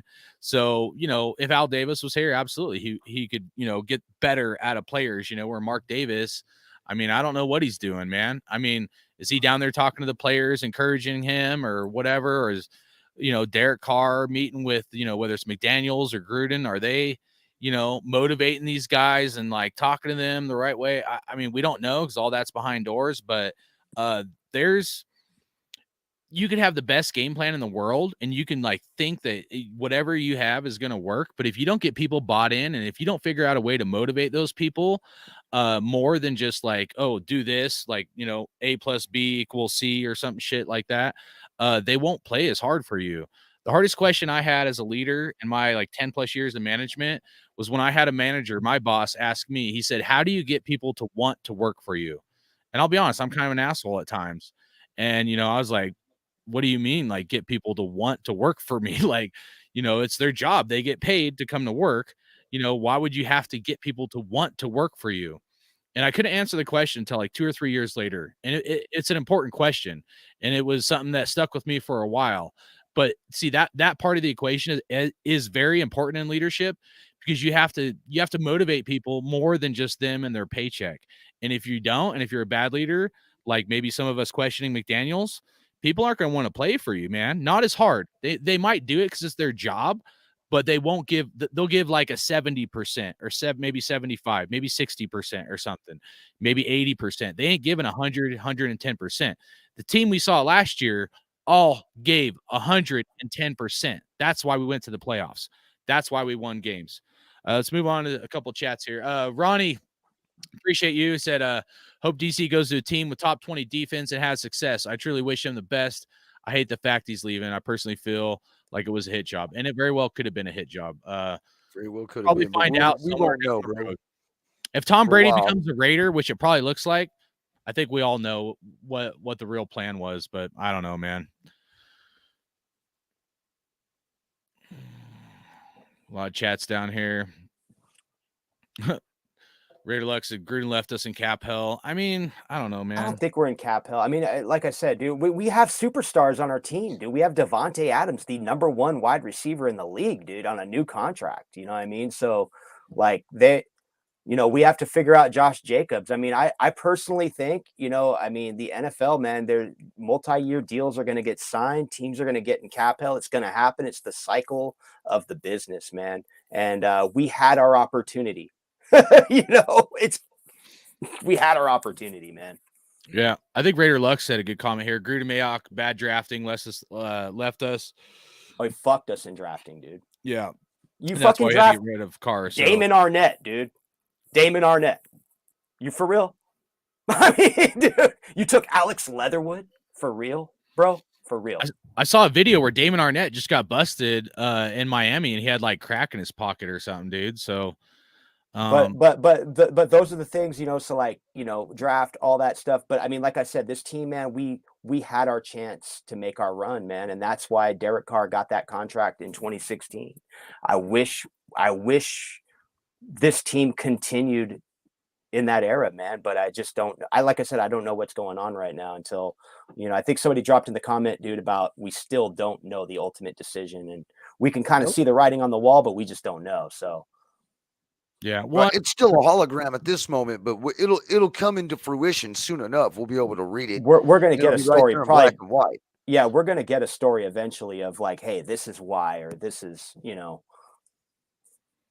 this is why. Yeah, and that's another thing too. When and if Carr leaves, look, when you're Devontae Adams and you're that good of a wide receiver, and you've got an awesome agent who also has a bunch of clients with him, yeah, scratch your back, I'll scratch yours, kind of thing. Hey, if he wants to leave, he can take off anytime he wants to, and he ain't going to suffer any repercussions for it. I mean, he's Devontae Adams, Should I? What's up, SJ Raider? You guys remember him? He's one of the OGs, man. Back before all these clickbait fools started, trying to make money off Raider Nation and all that. So, SJ Raider, you can come on with us anytime, brother. Anytime, man. Dude, if you want to come on right now, real, bro. I'm behind in the chat. Should I put the link in the chat in case he wants to come on? I don't know if he's still in here. That was 10:19. Oh, that was I'm like a half hour behind. SJ, if you want to come on now or another time, just let me know, man. I'm trying to get caught up on all that, but shout out to you, man. Hopefully you're doing well. If you guys don't know, SJ has his own channel, and then you guys. Again, we're giving away Devontae Adams jersey. We hit 1,000 subscribers. Make sure you subscribe to Raider Critiques channel and Raider Dave Grimecast, his channel as well, please. Would be much appreciated. Grimy Raider Dave got his channel back up and running. It was out of commission there for a minute. So if you guys don't mind, appreciate it if you guys go support them as well. If you guys are new and tuning in, this channel was created to bring unity to Raider Nation. Before the virus and all that, we were bringing on all kinds of people on this platform, from Murph from Raiders Fan Radio, your boy Q, Raider Cody, Kenny King, Mojo Raider, Violator, Captain Jack. I'm sure I'm missing people. Apologize. I don't remember all of them, but yeah, man, we were doing next level stuff. We want to continue to grow and make it, I'd like to get it to 1,000 subscribers and make it more about the Raider Nation and unity. We've given away gift cards and stuff to people just for participating. So, we're trying to get back to Raider Nation, dude. We're trying to do what other cats should be doing, which is make this community more of a family and more about unity. That's why we're doing this show tonight. And, that's important to all of us that's in here. So apologize. I know I'm really behind in the chat, so I'm going to try to fast forward, but anything you guys want to say about your guys' channels and what you bring to the table while I'm going through the chat here, trying to scroll down. Hey, man, over here at the Raider Critique, we're not for everybody. We tell you the truth, whether it hurts your feelings or not. You know what I'm saying? And hey, it is what it is, man. We don't drink the corporate Kool-Aid. We tell the truth with intensity, and we really don't give a shit about on whether it's feelings or not, man. Things happen for a reason. Just like this happened for a reason. We might not all agree with it, but it's just something that we're all going to have to wind up dealing with. Whether we excel from it or not, the nearby future is going to pretty much tell us all that we need to know. Did Josh McDaniels come over here and okey doke us like he did with Denver? Or does he actually have a plan in place? And are we moving on from Derek Carr? Is that a good idea or not? We're all going to find out the answer to these questions. We're all pretty much basically in shock like the rest of you. You know what I mean? But hey, when it comes down to it, man, come down to the Raider content creators who have been here doing it since before Carr and then after Carr, because we're always going to be here because we represent the Raider Nation. It's not always about a player. You know what I mean? It's about family, unity, because we're the best fan base in football. Yeah, dude. Absolutely. And Savage, real quick, and then I want to hear Raider Dave. But how can we bleed silver and black? Because you're a Raider fan, bro. Dude, I'm like 40 years old, dude. I was born into this. And yeah, it's been rough. I ain't gonna lie. The last 20 years have been rough. I don't know if you're a young Raider fan or whatever, but dude, it's always gonna be bleeding silver and black. And if it's not, then I don't know, man. You got to do your own soul searching of why you want to support the Raiders, and that goes to each individual person. And I ain't gonna answer that for you. You got to come up with that shit on your own. So, I'll just leave it at that. So, but anyway, yeah, I'm Raider Dave, man. I got Grimecast Media. That's my channel. I'm back up on YouTube. Channel was down, so yeah, I'm starting fresh again, man. Starting nice and shiny, brand new. It's like a brand new car, man. When you go on Grimecast Media, dude, it's still got the leather smell and shit, dude. You might want to test drive the channel, dude. But anyway, I'm pretty laid back Raider fan, man. I'm very passionate. You'd probably see a really fired up, live wired Raider fan, dude, if I was watching a game. However, as time goes on, I'm getting better. I don't get depressed after games, guys. When these guys lose games, man, I'm fucking done, dude. I just fucking start grilling. It's been 20 years of losing. And so I just want to say that as far as emotions, man, I like this game. I mean, we've seen it all, dude. I've seen this team move 3 times, So from the LA one, I mean, I was totally accepting of the LA move to Oakland. It was respectable. It was like, hey, they're going back home to Oakland. I respect as a Southern California guy. And then even going back to the Vegas, man, I really supported the Vegas move. However, looking back, it is pretty much a bummer when you look back that this team is not playing in Oakland anymore, man. That was really where they should have their final destination, man. But hey, we're in it for Vegas, man. I'm a passionate Raider fan. And man, number one, man, I want to win the division, dude.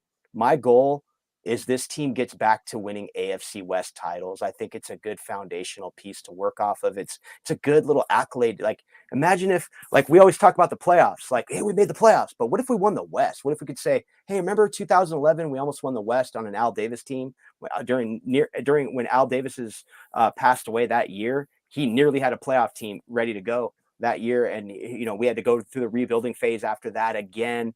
And, it's just been one of those things, man, where it's just, like my favorite part of the season is coming up, the off season, guessing what this team's going to do in the off season, because watching a game, man, literally Like, we need to start winning football games. I want this team to start winning AFC West titles again, man, and where I can just, that's the goal, man. So I'll just tell you my mentality. I'm kind of rambling, but here's the thing, dude.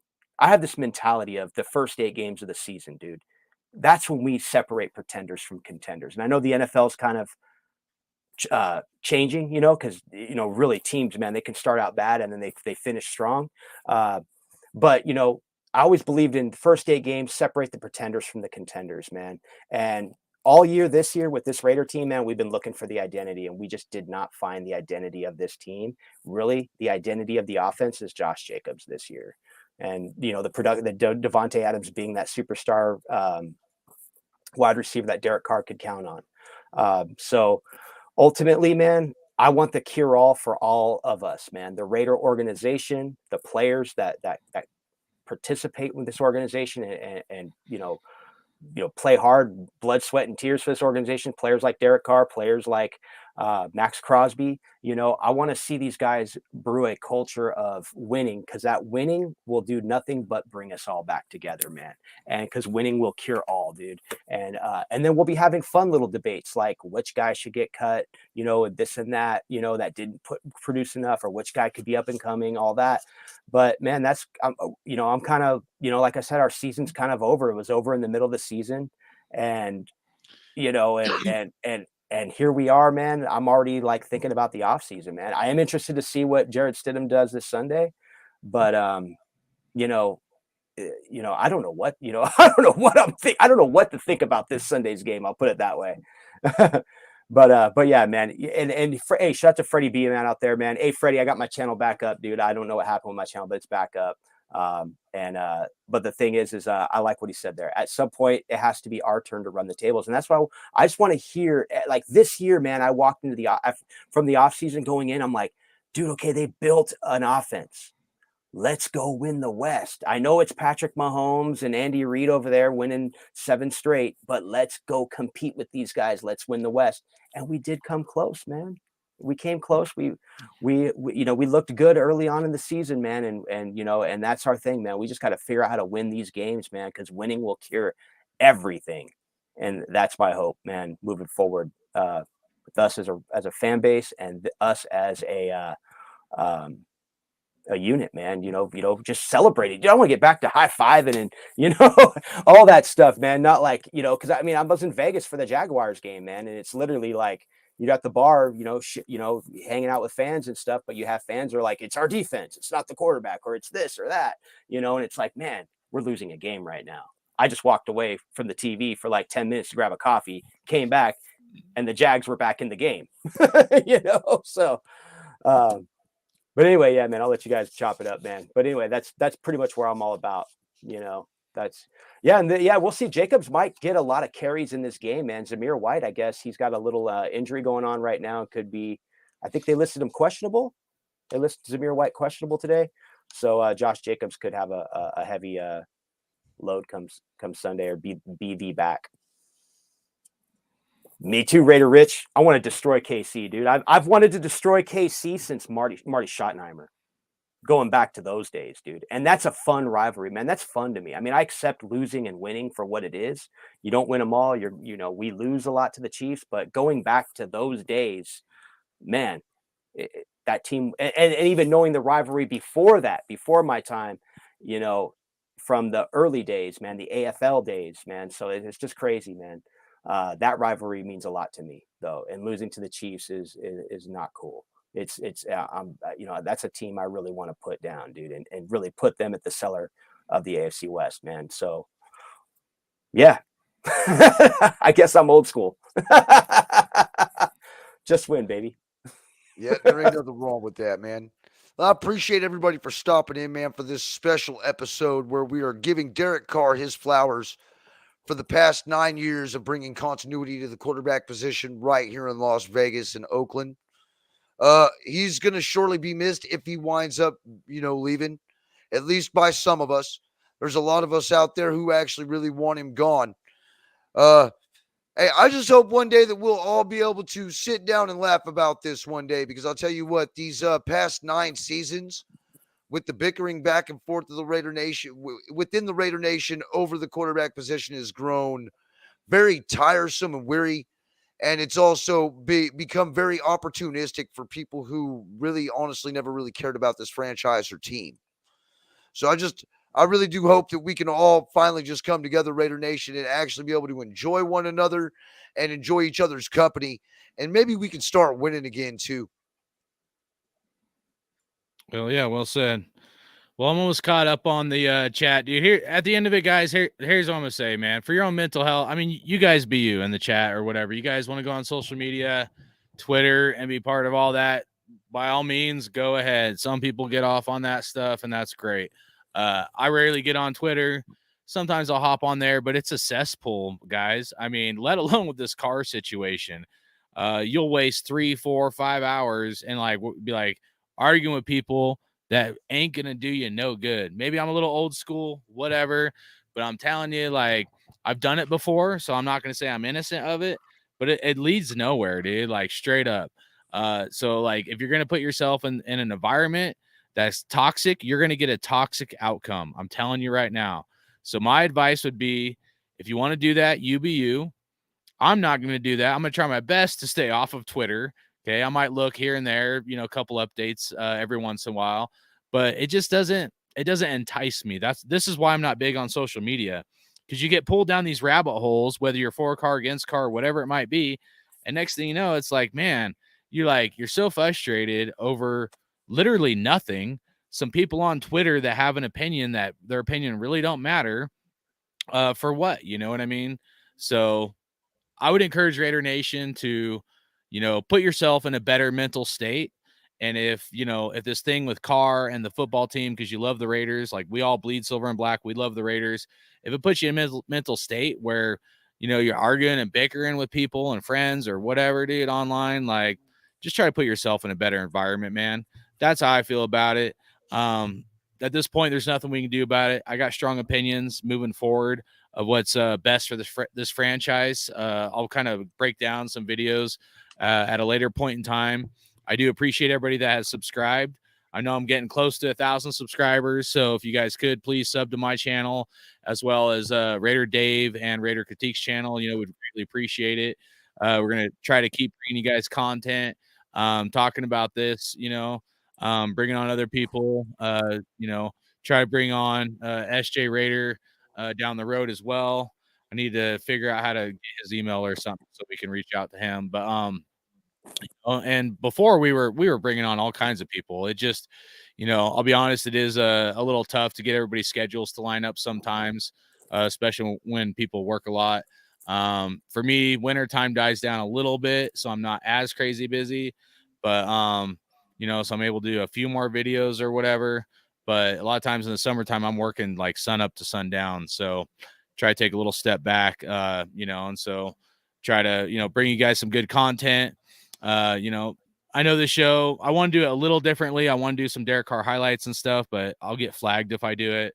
So pretty disappointing. Try to do an intro video for you guys. That was Derek Carr's first win. If you guys didn't catch that, first win as a Raider in 2014. That was the 0-10 season, and the touchdown, winning touchdown, was to James Jones. So, no matter what happens, man, all I'll say is that, I wish Derek Carr the best, whether he's a Raider, because it's not official yet, or if he moves on. I'll always love him, always wish him the best, always appreciate everything he did for the Raiders, the Raider Nation, the love that he had for this team, and that he gave, I feel, 100 to 110% all the time. At times the production wasn't good enough, but it also falls on a move from Oakland to Vegas, to just a whole shitstorm from cap hell from Reggie McKenzie, before Reggie McKenzie, to John Gruden, bad drafts. I mean, there's just, head coaches. Like the storm that this quarterback has had to deal with is a lot. So hopefully we can at least have some compassion if he is leaving the Raiders, and send him out the right way, man. I'm not going to go online and hate on the dude. Everybody else can do that shit on Twitter, dude. That cesspool. I'm going to remember the good things that he did for this team, and I'm going to shine light in that area, and, try my best to leave it there in a good place. Everybody can go to a bad place, even if they're facts and people want to point out facts or whatever. But, at the end of it, just remember that there's only one nation, that's Raider Nation, and we all bleed silver and black. So you guys got any last comments before we get out of here? Yeah, man. I'm interested to see how this game shakes out on Sunday, man. We're going to see new starting quarterback, man. I'm interested to see what happens this Sunday, man. And, with some of the chat in there, man, getting pumped for the game, dude. It's a Friday, man. We're 2 days away from game day, man. I'm ready to see how we respond, man. Ready to see how if our defense plays pissed off, man. Defense is getting called out too right now. A lot of folks are calling out the defense. Let's see how the defense responds. Let's see how the coaching staff responds. Got a game 2 days away, man. 2 games left, man. And in Vegas. So let's see how this goes. And the series is tied 7-7. Raiders and Niners are tied 7-7. Battle of the Bay. And coming off that, the last time we played the Niners, we got our ass whipped 34-3, man. Kind of want a little revenge off that game. That's still those things mean a lot to me as a fan, man. So, so yeah, man, let's get it, baby. Raider football Sunday, man. NFL football in general. It's a great game, man. It's a great game. I love the game, man. And, we're going to see how things go down Sunday, man. It's a fucking hell of a league, dude. It's a competitive league, man. It's crazy. A lot of teams are fighting for playoff spots. Yep. And we got 2 games left, and we're going in and we're getting to play at home. So it's going to be nice and indoors. You know what I mean? Let's see what we can do. It's going to look a lot different out there. It might look better, might look worse, but we'll only find out once Sunday rolls around, man. It's always go Raiders. It's always Raider Nation for life. You know what I mean? And shit, man, let's just see what we got going on here, man. Maybe it might set a fire up underneath this team and they'll start playing better. Just kind of like how it happened last year when Gruden got removed. Yep. These things happen, man. It creates a spark sometimes. And not saying that, I think, I don't know, like I said, we'll see what happens with this situation. But yeah, man, I definitely want to see how the defense responds because, this is it's almost like it's a Max Crosby versus Nick Bosa matchup. So, that and Colton Miller. Oh yeah. Oh yeah. Oh well. No, just from an opposing side, because you got the these are the top pass rushers. So like a Max Crosby, Bosa. Sometimes because they're both leaders on that defense. Both are in the talk for defensive player of the year. So just to see which one kind of plays reckless and throws around the opposing QB will be kind of interesting to see this Sunday. Oh yeah. Well, as always, Anthony G, man, he's got to go there with all that. Hey, man, they're both good players, dude. You know what? But you got to give Max Crosby a ton of credit, dude, because nobody can stop Max Crosby. He's working off pure speed rush moves, and dude, and his work keeps getting more creative. So you keep seeing Max Crosby getting better and better as time. I get it. Bosa's your boy. You're a Niners fan. I get that. But you know what? I look forward to seeing both those guys, and I want to see what Max does because I know Max has a ton of respect for him. And you know what? And Max is going to bring his A game. But they're both hella players, man. They're both hella good players. But the thing about Max, he keeps getting better and better and better each game. So I want to see. So that's what I'm saying. This is very curious. So I appreciate the good talk. You want to say Bosa's better? Cool, dude. I don't know. We're going to see though, because Crosby is getting better each and every game, man. And that Rams game showed us a lot. Because they fucking held him. This is kind of funny. It's like Mr. Irrelevant versus Mr. Irrelevant. Niners got a good defense, but I'm gonna get on out of here, guys. Hey, New Year's is coming up. Make sure you guys got a plan. Get an Uber, drive safe. Don't go doing some stupid shit, getting a DUI and all that, man. That shit's hella expensive, I had a buddy. He got a Dewey. I think he said it was like $15,000 or something, all said and done, because he had to have one of those breathalyzers in his car. So you guys be smart, be safe, have a good New Year, but always have a plan. And, let's go Raiders, dude. I'm always going to root for this team, no matter who's playing, who's starting. And we'll see what happens, man. As the season ends, there'll be plenty to get into, plenty of other options if the Raiders are going to go that way. And we'll get into that at a later point in time. So much love. Please, you guys, make sure you guys go and subscribe to, Raider Dave and Raider Critiques channel. I'm going to put their links in here right now. Would greatly appreciate you guys doing that for them. And, hopefully we have a victory Monday. Hopefully You know, maybe we'll do a post-game show if we win. If we don't, I'm probably going to be pretty upset. How funny would it be, though, for all the Niner fans in here talking shit? How funny would it be if the Raiders go, like, you come, right? It's probably going to be mostly Niner fans because Raider fans are pretty upset right now. You come to our stadium with, like, #1 defense and we whoop your ass with fucking Stidham. How you going to feel about that shit? That's what I got to say, because I'm going to laugh my ass off, man. So. Yeah, and I'm never going to let y'all live it down either. Yeah. Well, we owe him one. We got beat by Nick Mullins a few years back. So yeah, we owe him one for Nick Mullins. How about Stidham pulls out a Nick Mullins for the Raiders and Raider Nation? That'd be nice. Would love to see it, man. You know, hey, Stidham's probably going to use his leg. I mean, he's going to be running for his life. You know, I mean, you know, it's kind of, but hey, dude, it's going to be a challenge for Stidham, dude. This is going to be a challenge, man.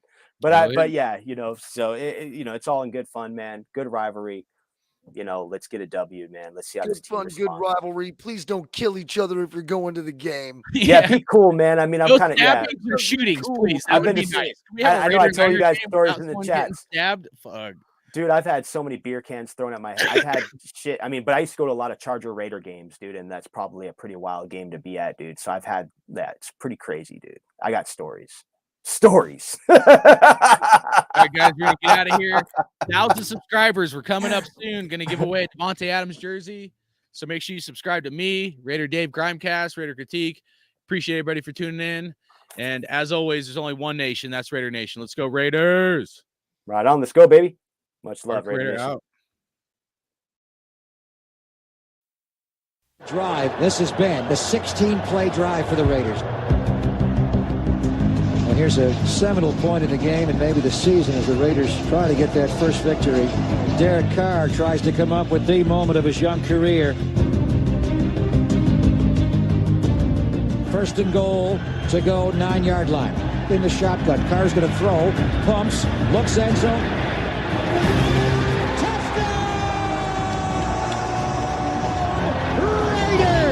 The Raiders at last have won a football game.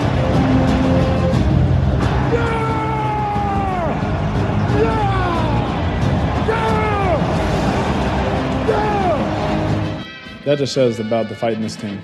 To be able to do it, I'm just so happy for my teammates. To see them smile. We're running the ball good, and him come back to the huddle fired up, feeling good about themselves. That's the kind of stuff that fires me up. That was awesome.